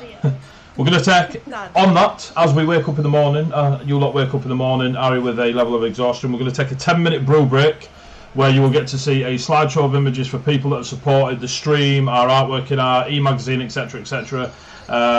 So just go make yourselves a cup of tea, have a little quick toilet break, etc, and we'll be back as quick as we can. So please stick around, and we shall see you shortly.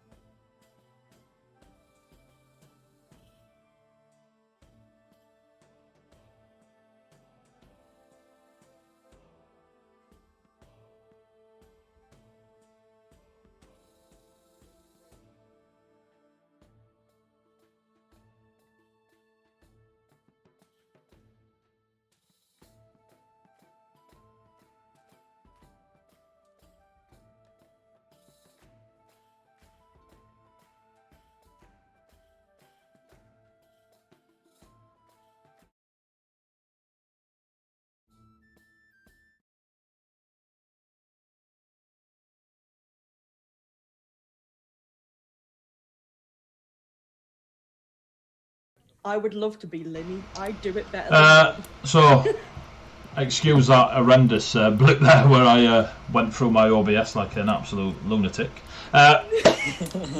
Thank you, welcome back. Any new viewers that have joined us after the break, thank you very much. Welcome to Heavyweight Gaming. We are playing DnD5e. Fables Among Titans is our campaign that we are running in our homebrew world. You have the lovely players before you. So, just before the break, you have been discussing in the tavern for the past 3 weeks, or at least it feels that way, what to do next in your groupings as a bunch of people looking for things to do.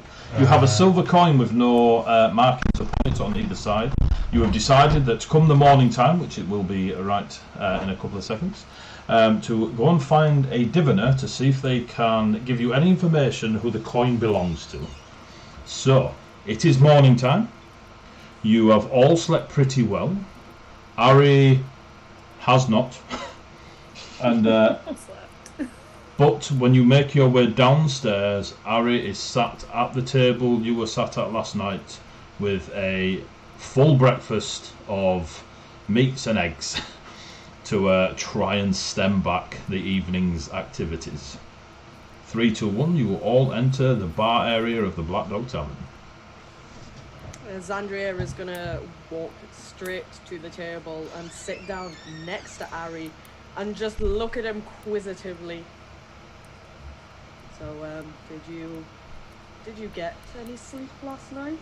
Though judging by the bags under your eyes, I would say not. Kess will sit down beside Zandria and just say, I don't know. Not really, but that's okay, because I had a good night. Well, I saw you leave. You looked pretty chipper with yourself. I'm assuming you had a good date with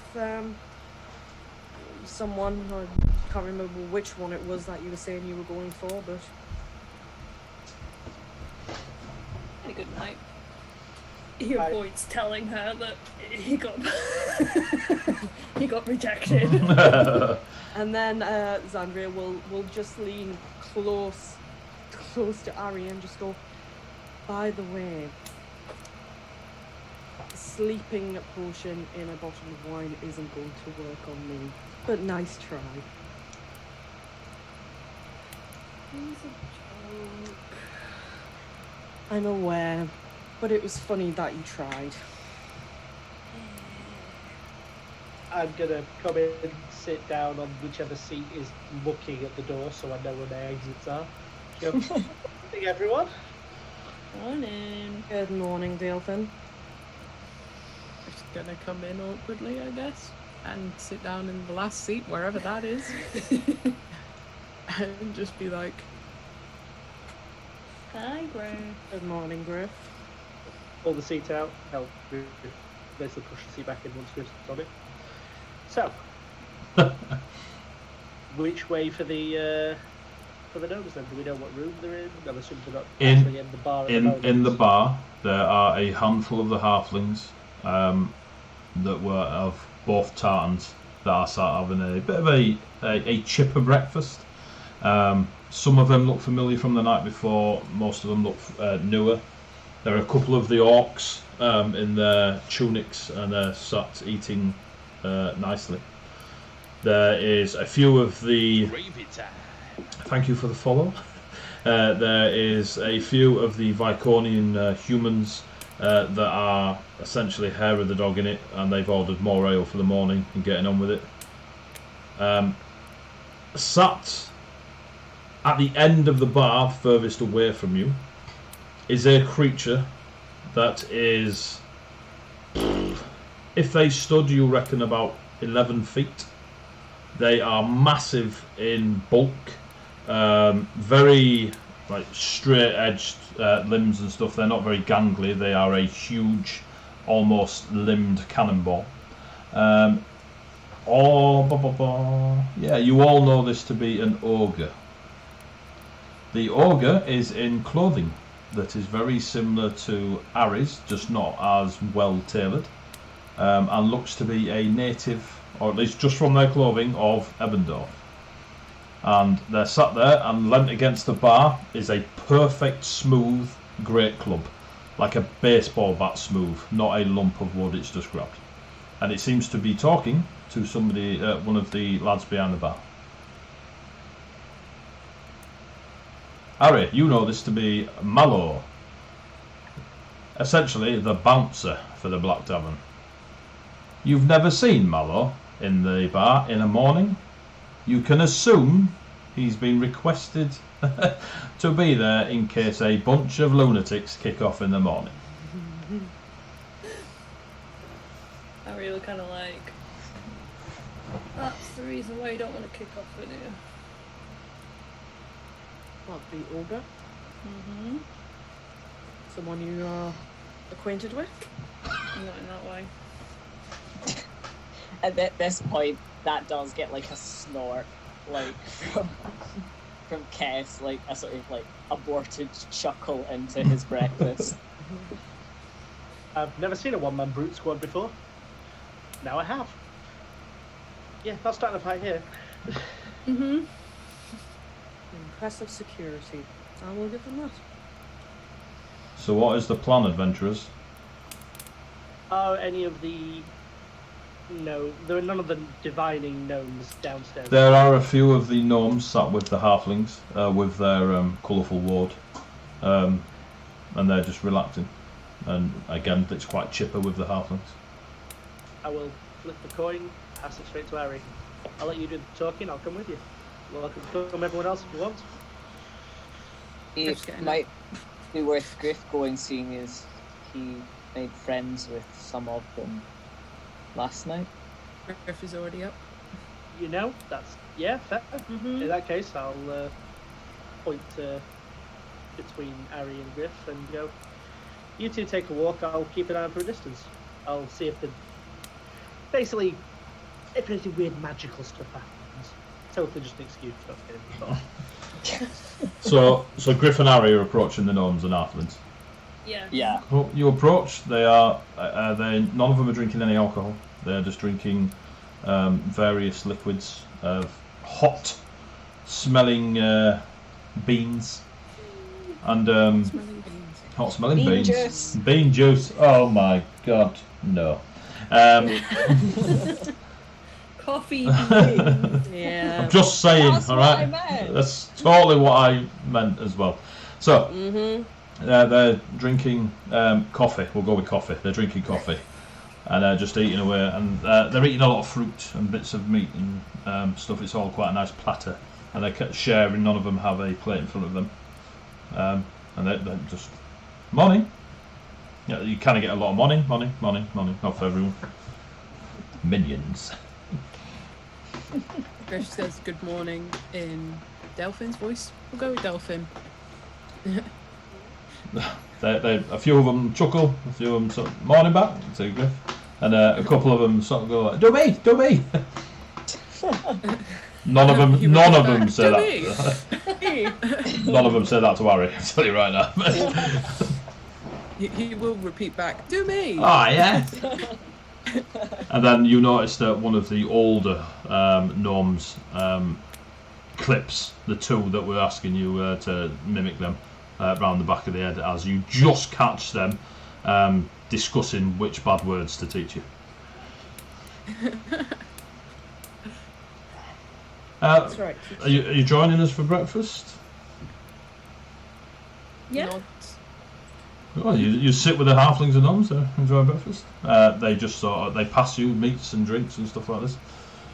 It's very nice. And he breakfast. kind of like brings in some juice, like he'll bring over some juice from the bar, kind of thing. Bring over some like a platter of fruit, kind of like put it on like the communal table, kind of to enjoy it together, kind of thing. Cool. That's obviously the way they want to do it.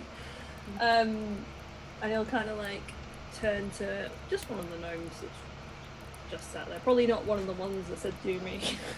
Yeah. Just kind of be like, I need a favour.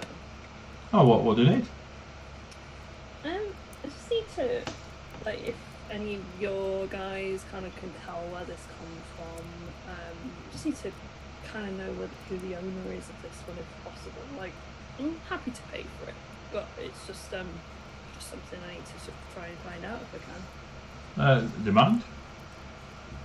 Yeah. And he holds his hand up. takes a coin, and passes it to the lass next to him. She has a look, bites it. It's just a piece of silver. I just needed to know, like, who owned it. Is Who there any owned way it? of telling that? Ah, I see. Okay. Just 2 seconds. She heads round to the far side of the table where you can see what appears to be the chief, the lass that was in the deep brown, bright white tartan. She's not wearing her jewellery that she had yesterday, but she still has the jade stones and silver wire wrapped through her hair. And they have a bit of a conversation. And she comes down, does the lass with the jade finger. You are wishing magics. Please. You see that the gnomes and halflings kind of like not separate, but give her space to come to you. She's a bit shorter than Griff, so still quite tall for a halfling, and holds herself quite proudly. I am Chief Lisa Wrestling of the tribe of the Flamebearers.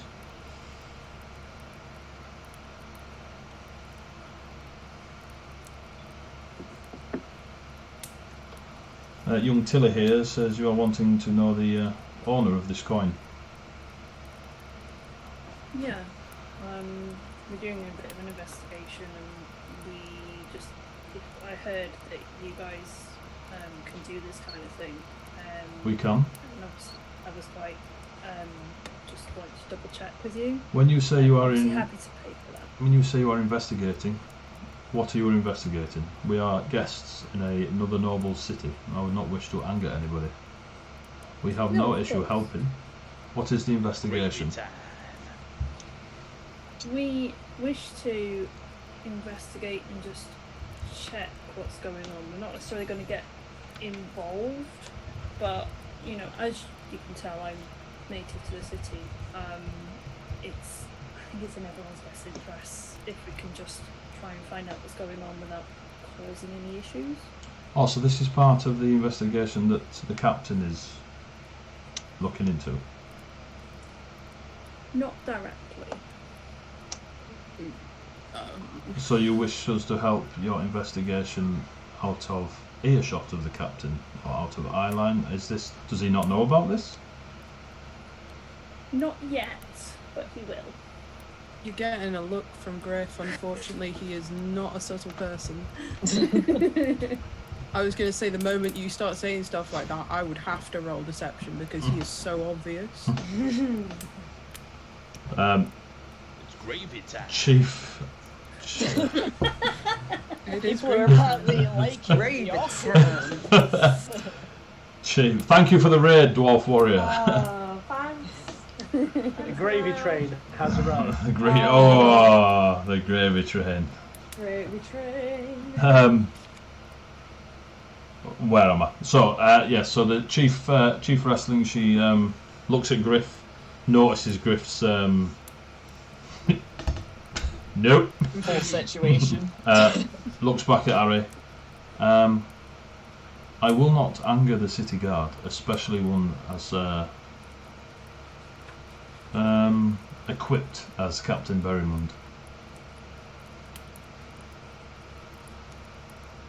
There has to be more to it than that, and gold is not something I care about, my dear. God damn it. Why does no one care about gold in this city? The people of the city care about gold. The visiting clan folk. Bear with me for a second. Maybe we're trying to find out about gold.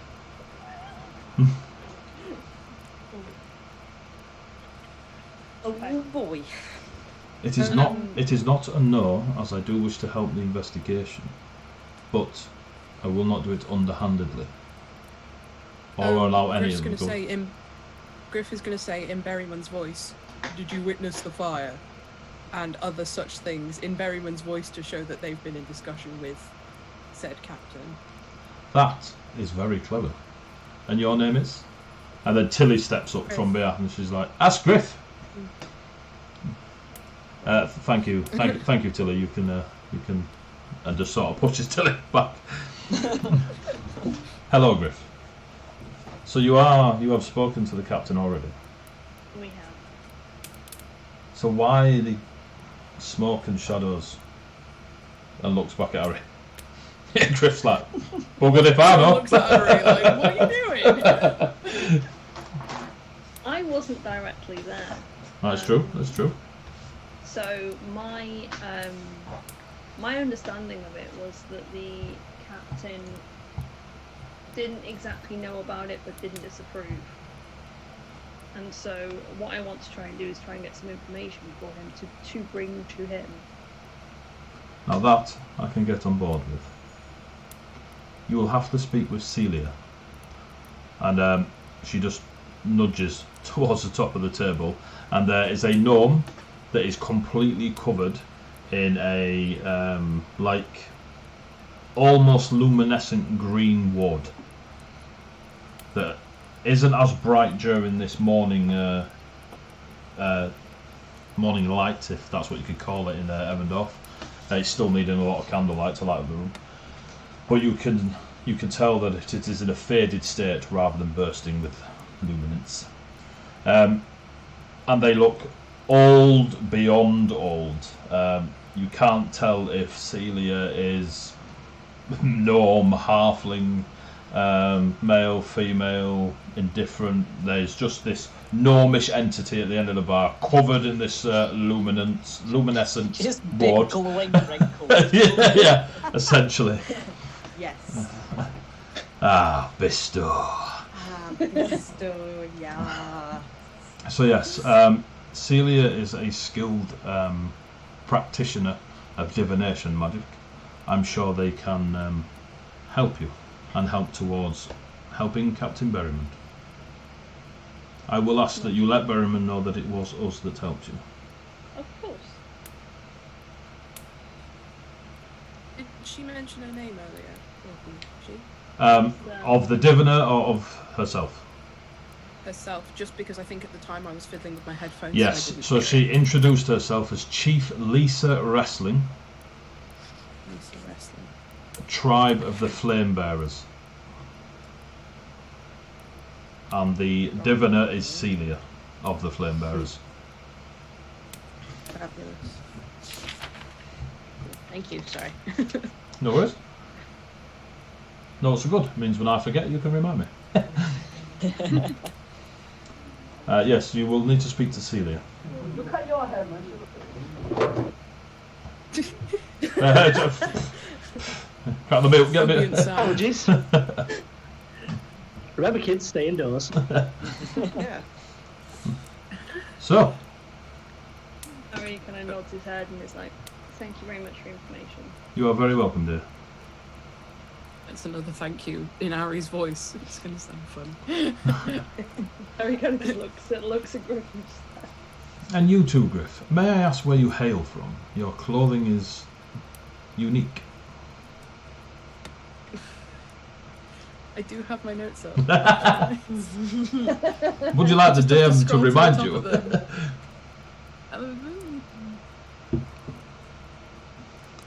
Have you ever said your place as Griff?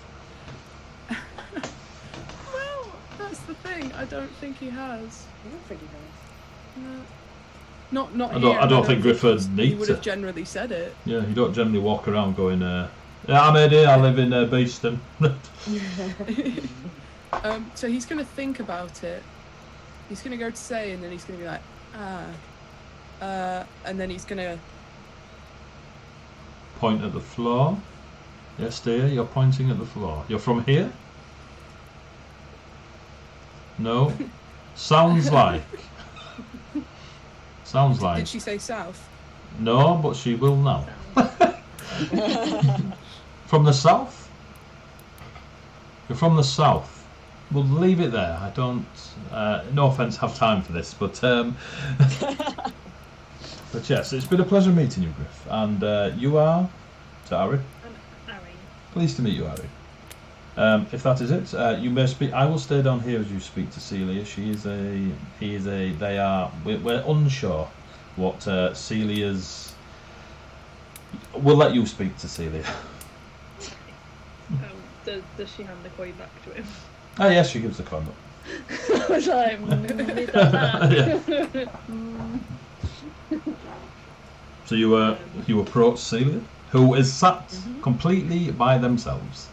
Now the chief has come and back down, and anyone that was remotely close to Celia, seeing that the chief has given you passage to speak to Celia, has come and sat down there. This is a very dramatic moment for silly o'clock in the morning having breakfast, but they've done it anyway because of Celia.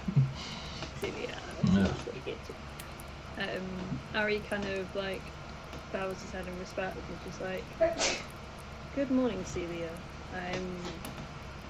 Chief Lisa Wrestler has advised that I need to speak to you in regards to a matter I have about this coin. He's sort of very respectful. So as you get close to Celia, there is a order around them that is one of like deep roots and earth. It's not a perfume. It is definitely them that is the source rather than anything they've applied to themselves. Where you can see the ward on the old wrinkled arms and on the face and eyes, there is hair that is coming down over. They've got a hood. There's hair coming down. You can hardly see their eyes through the thick brows. You don't know if it's facial hair or just more hair that's bunched up around where the hood is. So you can see this bulbous nose that shows their age quite a lot, and these eyes beneath the brows.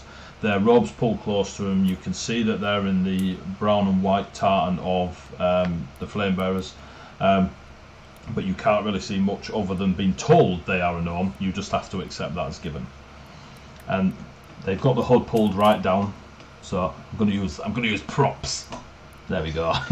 They've got the hood pulled right down. She's like, Eagle, what is it you want? At the sound of Eagle, he kind of just goes. Looks down at self. Looks up confused. Must be blind. He knows from that she must be incredibly perceptive. Yeah.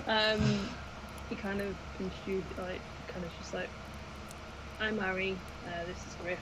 I have a coin that I require your divining powers. If you could let me know who it is that last owned this coin, that would be incredibly helpful to us. Eagle and Thunderbird, take to the skies. Give me the coin. And this little wrinkled hand just reaches out. He hands it over. The hand takes the coin and disappears beneath the robes. What are you willing to give for this information, Eagle?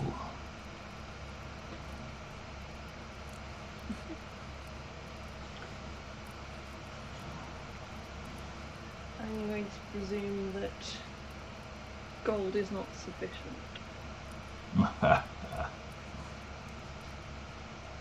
That's all you get.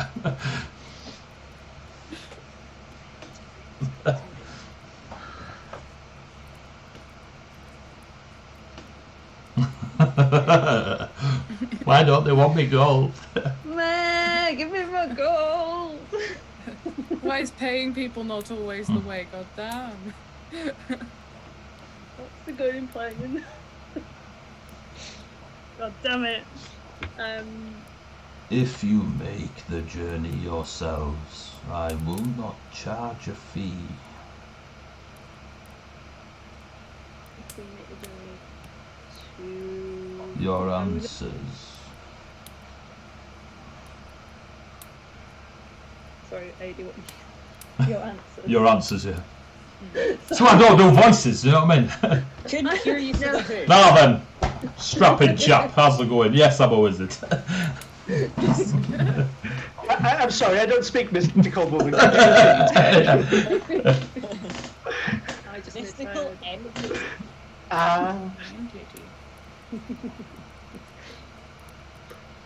So what? Sorry, she was very much like, if you make the journey yourself. If you make the I won't journey charge yourself, she won't charge you. You said to the owner, I said to your answers. Or they said to your answers. Okay. Harry kind of looks her in the eye as best he can and is like, agreed. Will you be taking the Thunderbird? Thunderbird.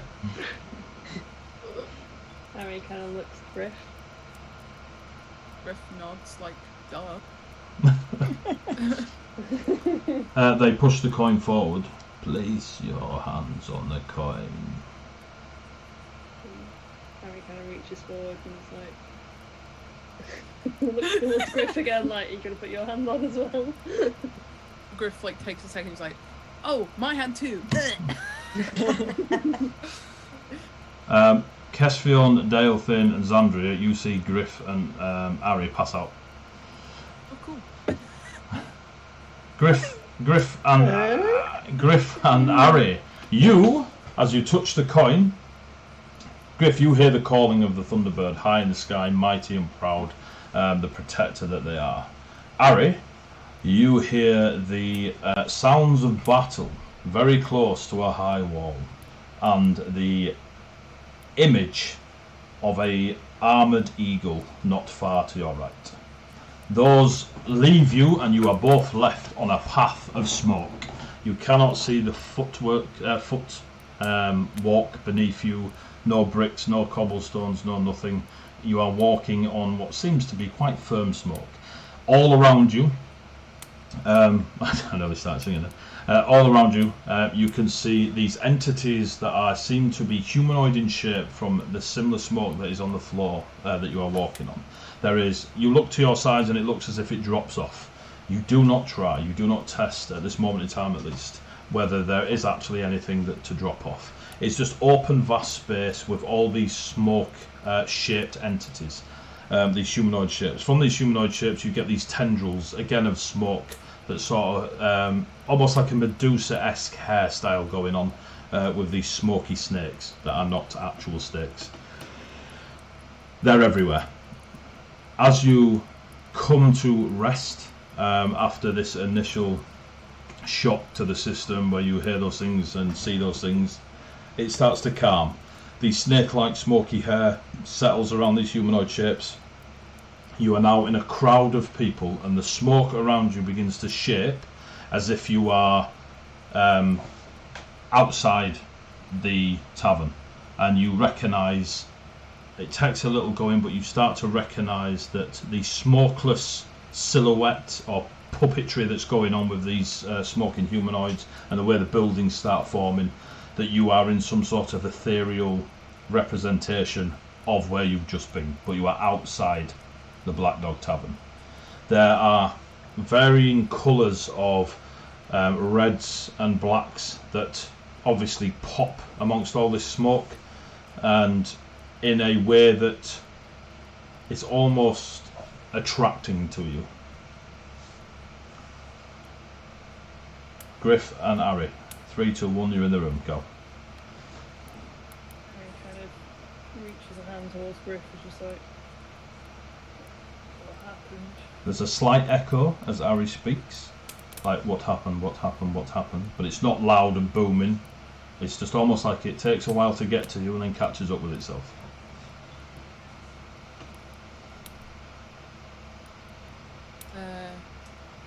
Griff's gonna look around like kind of confused. And do we have any of the stuff that we were like normally carrying, or? It looks like it. He's gonna just grab his shield, nothing else, just his shield. The shield and have that. is in hand, you feel it. Have that on his left arm, You and now feeling slightly more comfortable. You two are very, very contrast to this. You are almost HD in this place. He sees him kind of pull his shield and is like, good idea, and grabs his rapier out and just like, ready. But Cool. also kind of still reaches a hand towards the Kenku as though to be like, stay with me. The only sound Griffith- here is you two. Griff is staying nearby, like protectively nearby Ari. Are you making your way through the smoky ethereal crowds, or are you staying put? Yeah, I think once we're a unit, Griff will stay kind of in the lead with his shield. I think unless Ari wants to do something different and basically just make sure none of this is all smoky very stuff is going to hurt. strange.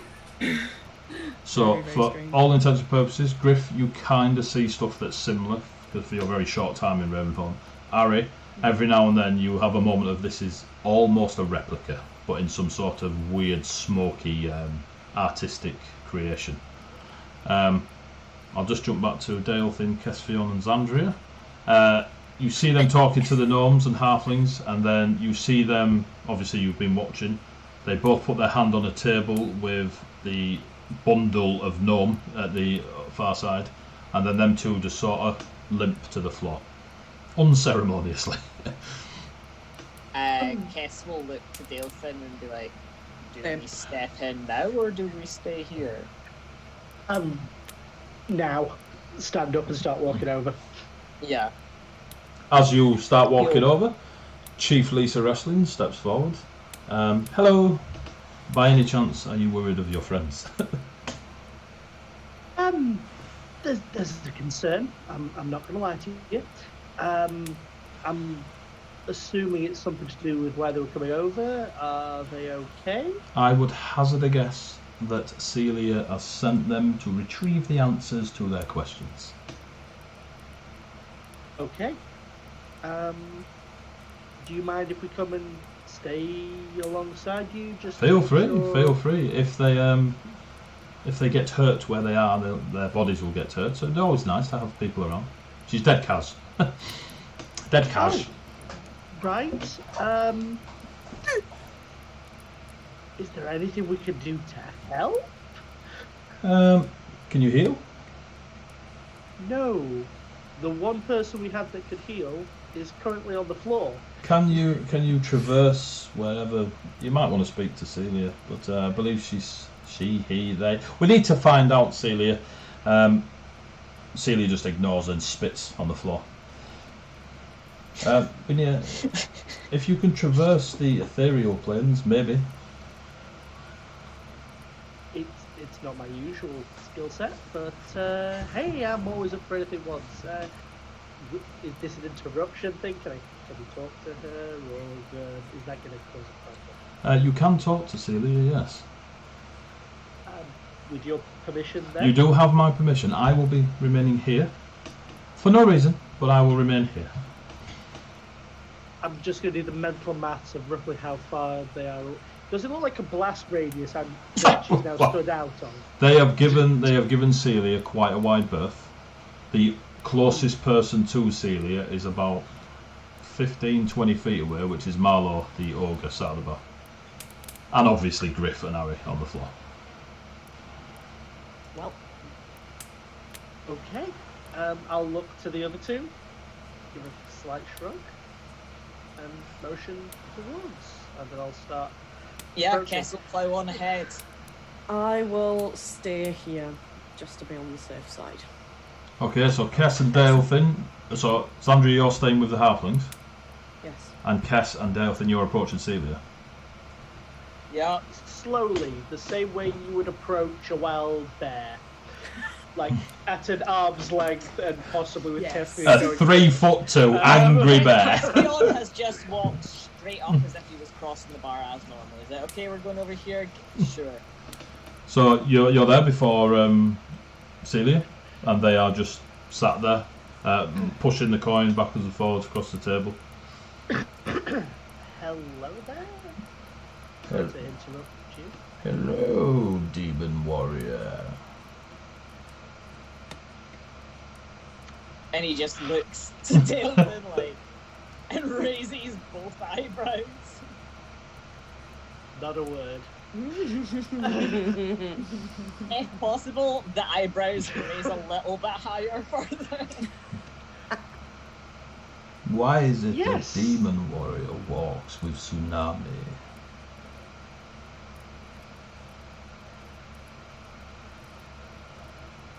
Tsunami? That guess is just a genuine, like, shrug. Who knows? Who knows? Mostly we're here to just check on our friends, the ones who have passed out. I'm assuming they're okay for the moment, but is there any way we can assist them, assist you? Anything we Will can they do? be long? They are answering their own questions. You can help by resurrecting them if they die. Ha! Love it.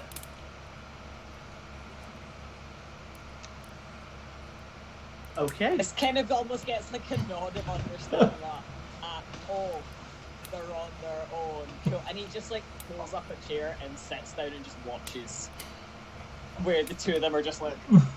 I'm gonna Unflattering. just pull a seat up at the side and just for a moment just sit there. So what do you think your sister's called?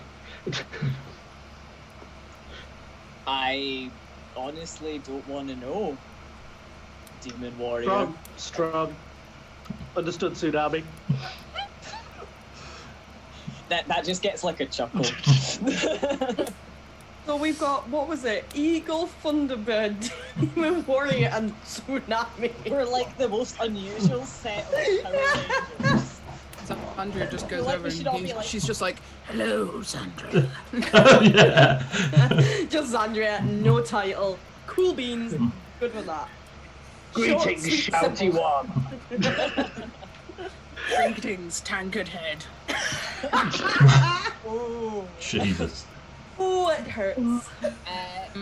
So, Is after like a couple of minutes of watching these two just KO'd out on the floor of the bar, he's going to kind of look over to where the rest of the gnomes and halflings are sitting, and then back to Celia.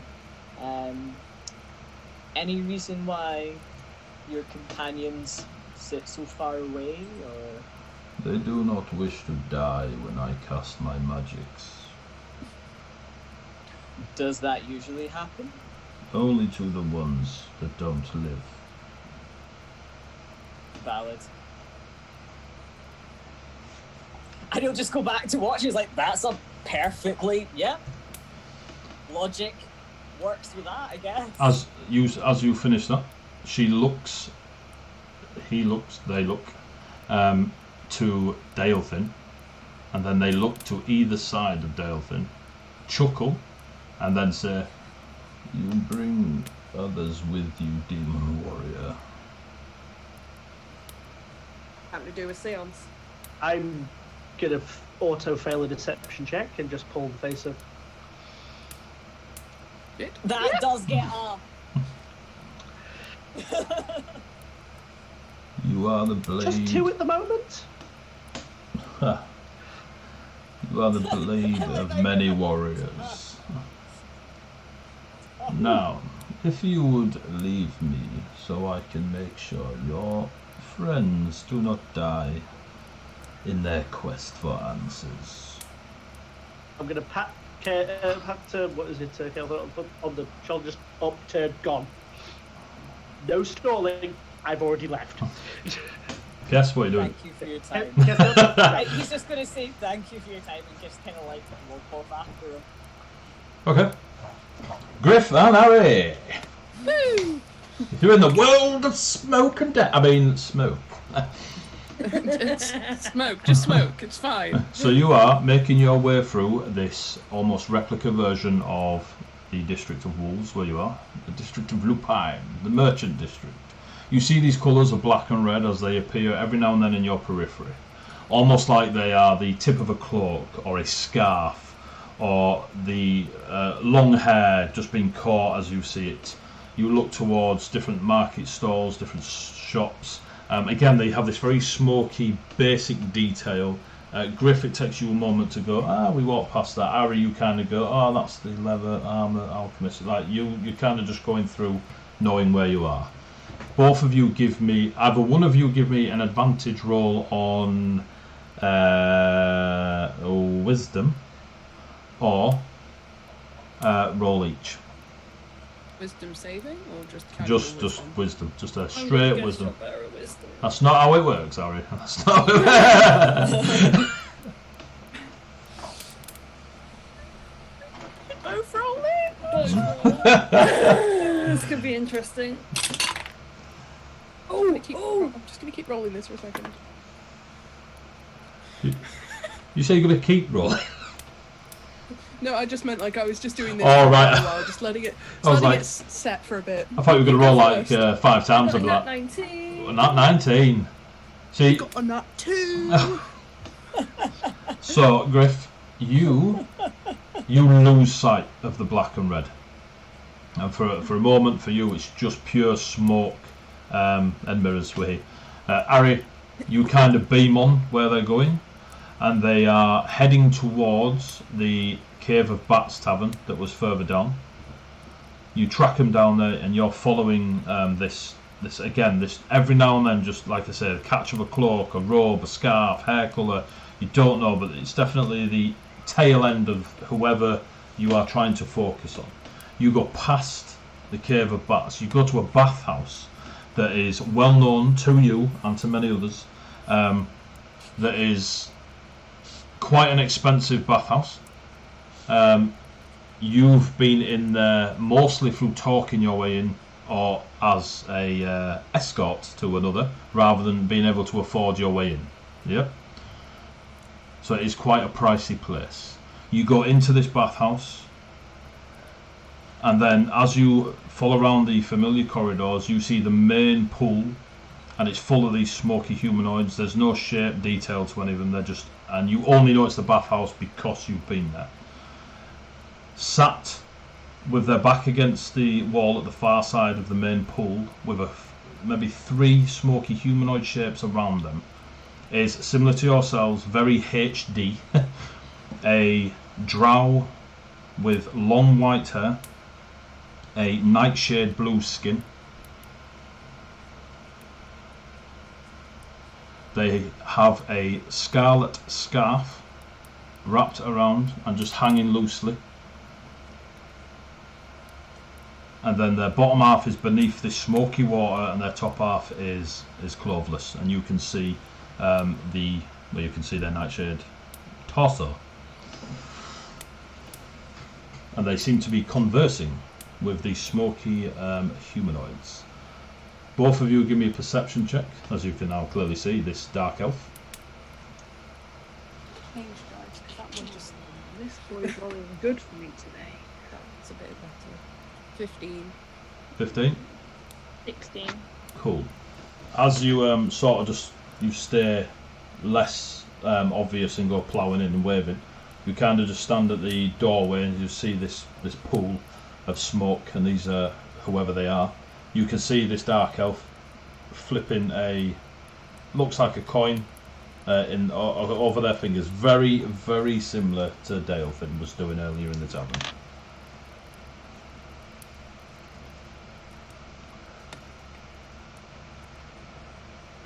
Now both of you give me a wisdom save, as the dark elf turns and looks straight at both of you.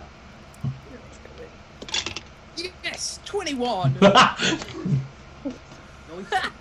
Oh crap! I rolled a 19. 16. Cool. Ooh, ooh. So as this dark elf looks straight at you, their face changes, and they are into a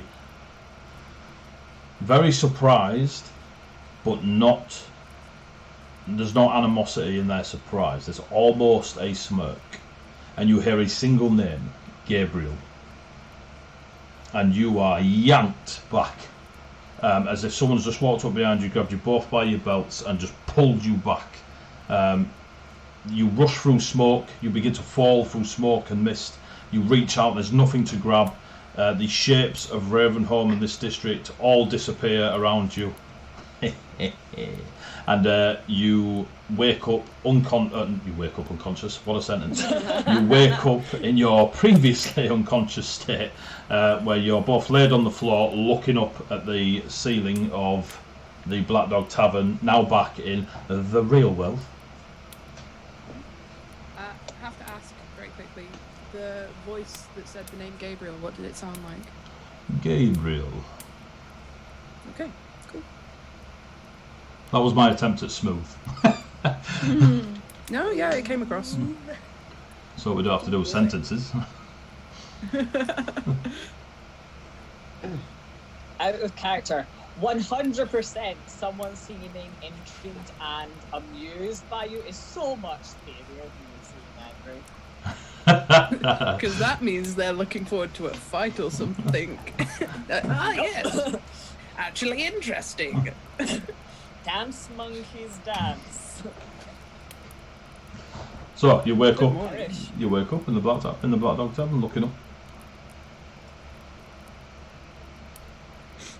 I looks over towards Griff to make sure Griff's come back as well. Like, You're both looking at each other. Yep. Cass, Andrea, Delph, and you see head movement. Looks, nods like good. oh good, you came back with me. Oh good. Kind of like pushes himself up, and it's kind of like, again, kind of bows with respect towards Celia. He's like, "Thank you, I got my answer." Step back away. Another thank you. It's going to be in the captain's voice, because why not? And also back to As not like this. Griff finger guns out of there. They turn to you and go, Thunderbird, a word. The very awkward thank you, step, okay then. And then in a whisper, go on. No, he will go and actually approach again, like, being decent talking. In a whisper, they say to you, they will need you.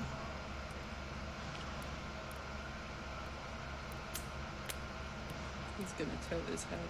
You are their only healer. Please do not leave. Don't listen to the asshole. Wow. I wonder who that could be. Well, we've got the Tsunami, we've got the there's only one who has To be fair, Delphin's self-proclaimed to be an asshole. Apparently my name is the arsehole. It's the only one that hasn't been called, so it must be me. Is that all she says? They will need you. All he does is just kind of tilts his head, nods, like as if he understands, but he's probably not clocking what she means. Do you want the coin? As it's still on the table in front of Celia. He's gonna, take it. Thank you. Ari's voice. Be careful, Griff. He's gonna pull that face. The fact that You she are. said his actual name. You have no idea if Celia could see your face or not. He's just gonna nod and like walk away, kind of like.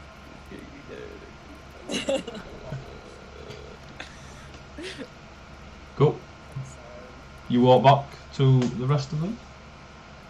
Ari, you get to them Holding the three. coin. You get to them three. Griff follows back. A few moments later. So how did that go? Says Lisa, wrestling. I can see why you keep your distance. But we got our answer, so...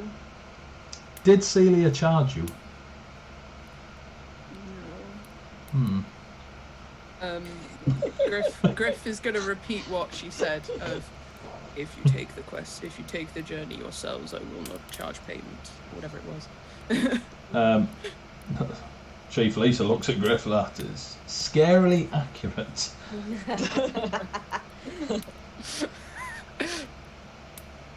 Well, how did it go? You didn't die. That's good. Did you find your answers? We did. Are you going to share, or do you wish to share with just... And she signals, gestures to this lot.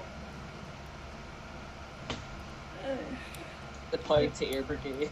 Pointy ear brigade over here. Ari's kind of like, he kind of just leans closer so that just she can hear, because obviously he's aware he's in the cabin right now. And he kind of leans closer and it's just like, I got my answer. It's a drow called Gabriel. You lean into the chief to say that? Yes. Yeah. The reaction is one of, oh no. That's good. I would strongly advise not getting involved with the Dark Elf Gabriel. She is I can't very remember serious if tone. you told. Sorry, out of character question. Yep. I know he was one that ran with Marcus. Does The one that ran with Marcus was Kublai. The Dark Elf Gabriel had been seen in talks with Marcus, but they weren't in cohorts together. no, but I remember you mentioning a dark elf that had been in and out the Yeah. tavern, etc., etc. So would Ari have known that? You are not aware. That is the only Dark Elf you've seen in Ebendorf. Okay, so he's seen him in passing, essentially. You can assume that it's the same Dark Elf, yeah. Okay, yeah, he's seen a Yeah. dark elf in Yeah. passing. Okay. In which case, then he'll be like, okay, what do you know about this person? Gabriel works. She's kind of lent into Ari, but looks to the rest of you lot. You all, and sort of makes a bit of a wider circle so you can all hear. Gabriel works for Lord Vincent.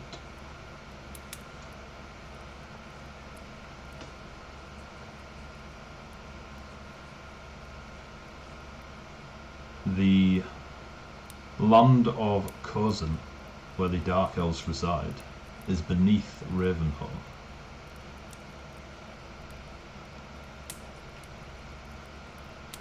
The Dark Elves remain in Kozan. They do not, that I am aware of, deal with those of Ravenhall. As the humans here, no offence, Ari, my dear, are not keen on the other races. To have a Dark Elf at your side is disconcerting to many of us nobles that arrive for this Blood Bowl once a year. We have looked into why, we cannot find out. We have hoped to discover a goal for the pair of them to be working alongside of one another. And the thing that bothers a lot of us the most is Gabriel is happy working with Lord Vincent, it would seem.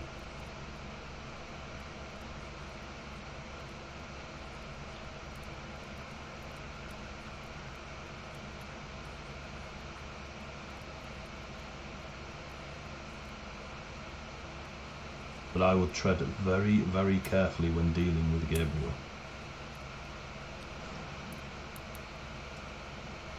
I appreciate the advice. All the time, the chief, she is looking over your shoulders for anyone pricking ears up towards you. Is this person dangerous on their own or just through who they are in relation to? They are simply dangerous, and that is something you should bear in mind at all times.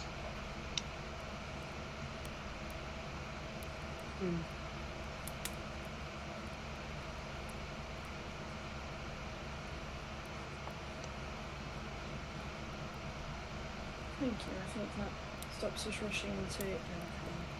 You are very welcome. I will. Thank you for your time, and thank you to Celia for that time. We will let Celia know you said thank you. Eventually, it's fine.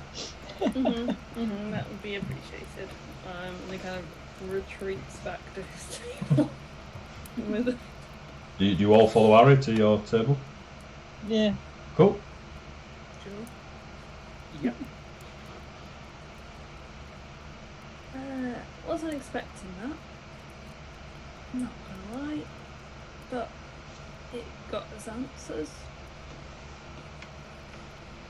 Did the gnome call you anything weird? The second Castiel says that I'm going to look at him, send a message, and the message will read, if you say anything about my name, I will use this spell for the rest of my life to sing at you while you sleep.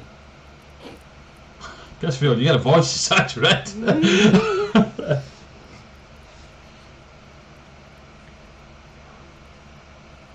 Does Castiel react? Other than what Luke's doing now? Yeah. Get like a side eye, and then like he just continues looking across at Ari. Griff's gonna repeat in what Celia's voice was. Eagle and Thunderbird. So good, so good. I love it.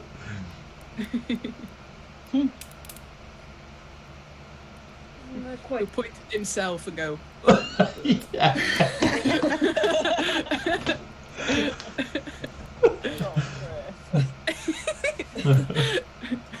Could get him to point at Ari as well, but eagle.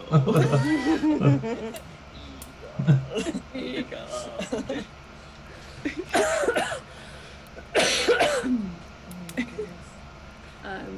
Ari's like, quite perceptive. But yeah, we went on a little thing that. What did you say that bottle had in it? Yeah, you ate shit. You just straight down. Well, you mean the wine bottle? Yeah. Necromancy and an astral projection spell. Wouldn't be surprised if that was much different. Necromancy and astral. What? We went walking in a smoke world, basically, which I think is something, from what I know about wizards, to do with, like, projecting yourself. That is a assumption on Ari. That is an assumption on Ari, yes. My face through that was Kess's face.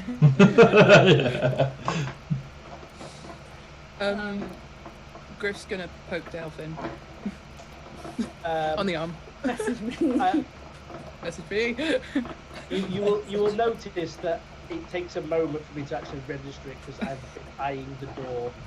Other than that one moment to message Castiel. Message open. Yes. Sorry. Wow, my brain just went complete for a second. That just gets a message back like no. He's gonna say the Dark Elf saw us. The Dark Elf saw us. Yeah. Saying that out loud. Really quietly after what I heard, like almost whisper level. But so that we can hear. Yeah. Yeah. Cassandra, you hear Dark Elf. Okay. Presuming that's this Gabriel person. That's right.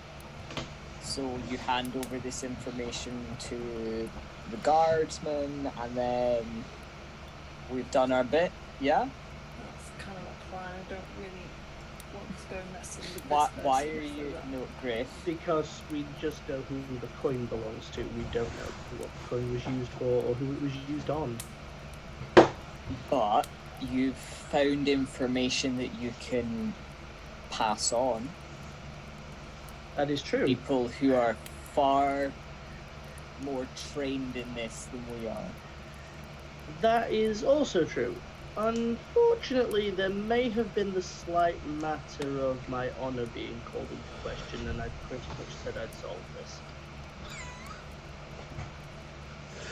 I already said to the halflings, and to Lisa, the chief over there, that essentially we were going to go and tell the chief that we were going to tell him the information. Oh, definitely should still pass it on. I just don't think that's where it's going to end for me, at least.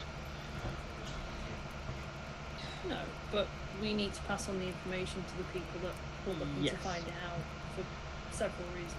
Yes. Mostly Saying in in case we go Delphin's voice. missing. Mostly so what? Mostly in case we go missing. There's a look of a half jovialness and half, oh no, I'm not kidding. Put it this way, it's not that far away. I know where he's at. I've been there.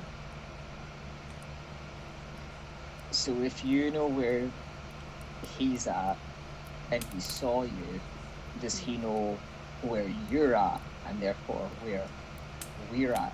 This person that is incredibly dangerous and we were basically told not to go near in any circumstances. Let's put it this way, if that was a scrying spell in a situation that had already happened, and he somehow managed to see you, what must have been 3 days later, through another person's scrying spell, yeah, he saw, and he's probably acutely aware of who he's seen. Well, I'm glad I didn't go. And just like looks at Ari. Sucks to be you, son.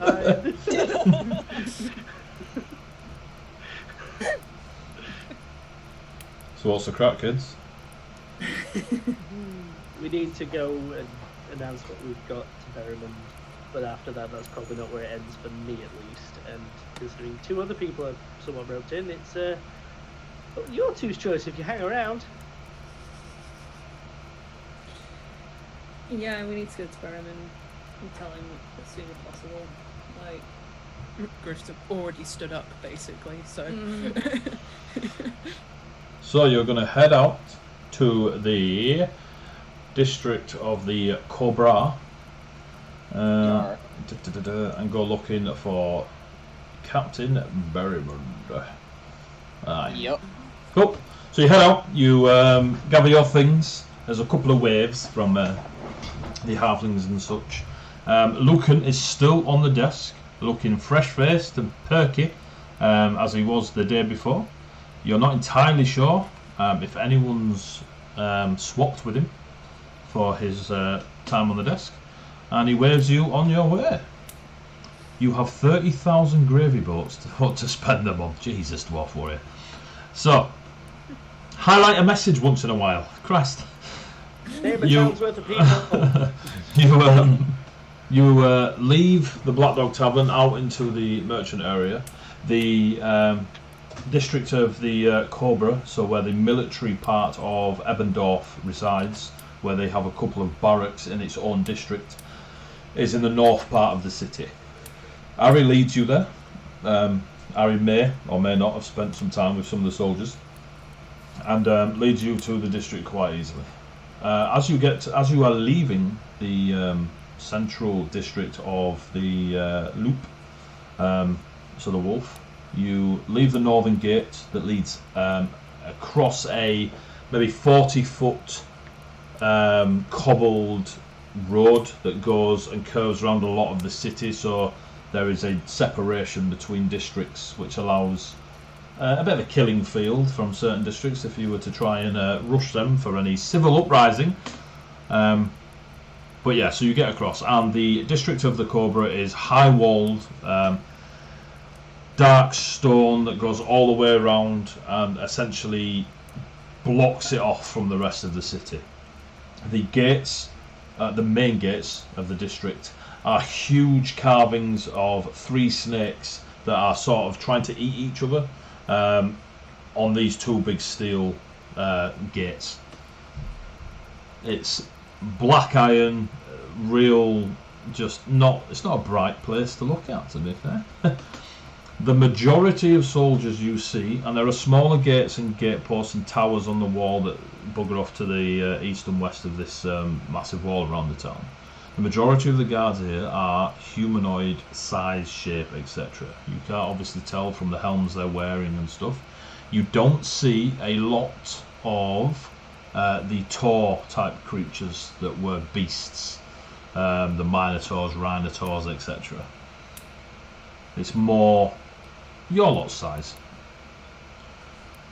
But you do see the odd one just literally the odd one. So, Harry, you are aware that you can either approach the main gate to request entry, or there are other smaller gates that you were snuck in by some of the soldiers on your merry jaunts. So it's up to you whether you decide to sneak into the military district to pass information to the gaffer of the military district, or just rock up to the gate. Rock up to the gate, like we've got actual information with the captain. Cool. As you head towards the gate, there is a very strange feeling of the snakes that are wrapped around this iron gate, the way they've been forged, like they're looming over you. But it's like when you stand next to something really tall and look up and get a bit of vertigo. There's that sort of feeling. But you have to stop, readjust yourself. Got a moth flying on my head. Readjust yourself and realise that they're flat, nowhere near me, but there's just almost an illusion of these rearing serpents above your head. Stood on the gate must be 10 guards, all in their crimson, chainmail, leather, helms, spears, shorter blades, smaller rounded shields, just protecting this military area. They seem to be on guard, but with a casual air about them rather than super straight backed. There is one with a single white sash hanging from their belt that you recognise as a symbol of rank. And as you five approach, the person of rank walks out to greet you in the middle of the cobbled street. Good morning. Good morning. Their voice is soft beneath the helmet, and you can see darker hair spilling out of the bottom as you say good morning. How can I help? We have some information for Captain Berryman. It's quite an urgent matter. If we could see him as soon as possible. Names? I'm Harry. Just Harry? Griff. Griff, Harry, looks at Caspian, looks at Xandria, pauses at Delphin, who's dressed very similar to the crime watch that's been going around.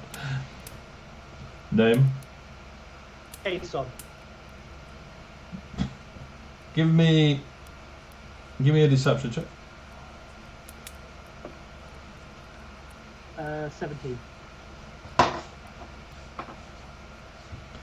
So, I am aware of Griff working for Captain Berrymont.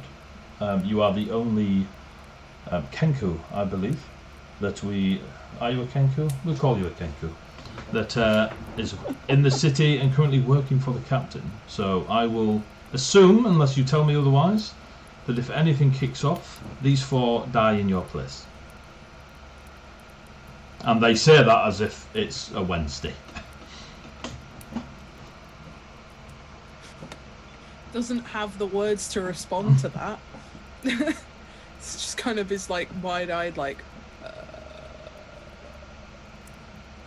just looks at the others to see if there's any protest.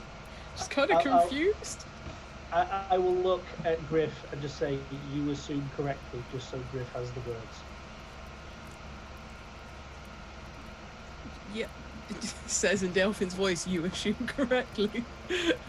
Give me a deception check. Not that you're lying, just the situation is very... No, it's fine. That landed really wonky. Okay, deception, I shouldn't... Oh, okay, they're all plus for deception. 15. Cool. Okay. Open the gates, let them through. As you go towards the gates, it's almost like you step through the illusion and you just see raw iron gates with the shapes of serpents. None of that looming over, feeling of attempt at fear on your minds as you approach the gate, and you sort of step through into a cleaner part. The gates are pulled open. They are a good 20 feet high, probably the same if not more across, and they are pulled open with a screeching of metal on stone. And the way before you into the district of the Cobra, the military district, is before you. Before you, it is a vast, sprawling set of buildings that are barracks and armories, stables.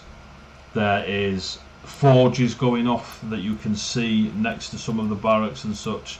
There is areas that are clean, flat for practice, where you can see several natives of the city practicing combat maneuvers, going through certain patterns. Kess and Daelthin, you immediately recognise the high level training and almost dance-like movements that you put warriors through, but they are a very different dance to what you two will have learned. These are more straight, going forward, thrusting, stopping, holding shield, rinse and repeat, instead of the footwork that you two would have been highly trained in to get you to where you are so far. Griff, you notice that this lot, they hit hard and then they defend themselves. You can appreciate this. The winding path before you is about 15 feet wide, all cobblestone. It is very well kept compared to the cobblestone out and about, but you did notice that throughout the city there are people that come out and try to fix the cobblestone quite a lot. Here it is pristine. Leads up onto a hill where there is not a mansion, but it's a big house. It's not the hundreds of windows that you'd see at a expensive mansion or a noble mansion. It's just a very large house. Stood in its gardens, even from here, you can see a very large humanoid shape talking to a much smaller humanoid shape. Off to your left, there is an entire pen that is ringed off of rhinos. Creatures with thick, dark grey skin, ivory horns, on 4 legs. Griff, the only place you've ever seen these creatures is in the plainlands near you, where you grew up. Arit, you sort of seen a few. They're a little bit like Kull, and you've seen the rhinotaurs and such. Kess, Daelthin and Xandria, this is the first time you haven't seen a rhino head on a bipedal creature. You're now seeing it in its full... Oh, this looks like what they would if they walked on all fours. Now, on that bombshell, before you approach Captain Berrymund and drop the penny, it's just after 11, so we're going to call it there before you venture into the military district of Emmendorf. After spending 2 sessions in the pub, you alkies. Yay! But Gotta do it somewhere. I thoroughly enjoyed tonight. Thank you very much, players, for throwing out lots and lots of cool role play and getting me to prod your wonderful backstories and such. So thank you very much for playing. Viewers, if you're still viewing and you've been viewing from the beginning, thank you. If you just joined us, thank you. If you're watching us on the Twitch VOD at a later date, thank you. If you watch it on YouTube, thank you. Thank you very much for the follows, the hosts, the raids, the cheers. It's been great. I love it. It is indeed gravy time. So take care. Dawnblade is now following. Thank you very much, Dawnblade. Just as. So, thank you very much. Take care of yourselves. Check out all our sponsors. Most of them are Facebook. Just type in Sawdust Swearwords, Ruffworx Creative. Follow the links that have been popping up in chat. Follow us on our social media that you can see at the bottom of the page. If you scroll down and you watch it on desktop, I don't know about on phone, there are plenty of buttons that allow you to go straight to the places. We have a Discord channel if you want to come and join us and talk geeky stuff with us. So feel free to join it and hopefully have a blast with us. Take care of yourselves, stay safe, stay sane, enjoy the lockdown while it lasts, and we'll see you next Tuesday. Sounds brutal, but yeah, we'll see you in a week. Shall we raid Ashana, because she is still online? Yes, if you are wanting to help us raid a sponsor of ours, Ashana, she's a glass worker. I am just going to... So yeah, please stick around if you want to do this raid for us. Give me 2 seconds, just so I know. There we go. So, to raid...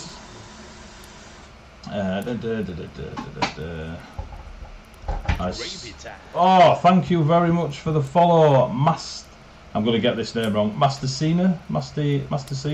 Thank you very much. Is there a Is there a cute dragon in this game? Maybe, maybe not. We'll find out, won't we? We'll see. So, to raid. The last one we saw was violent. Yes. To If raid. we have one, Ari will find it. So stick around for the raid. Right, so what I do here for the raid is I do this. Right, we're going to raid. See you in a bit, guys. See you in a bit.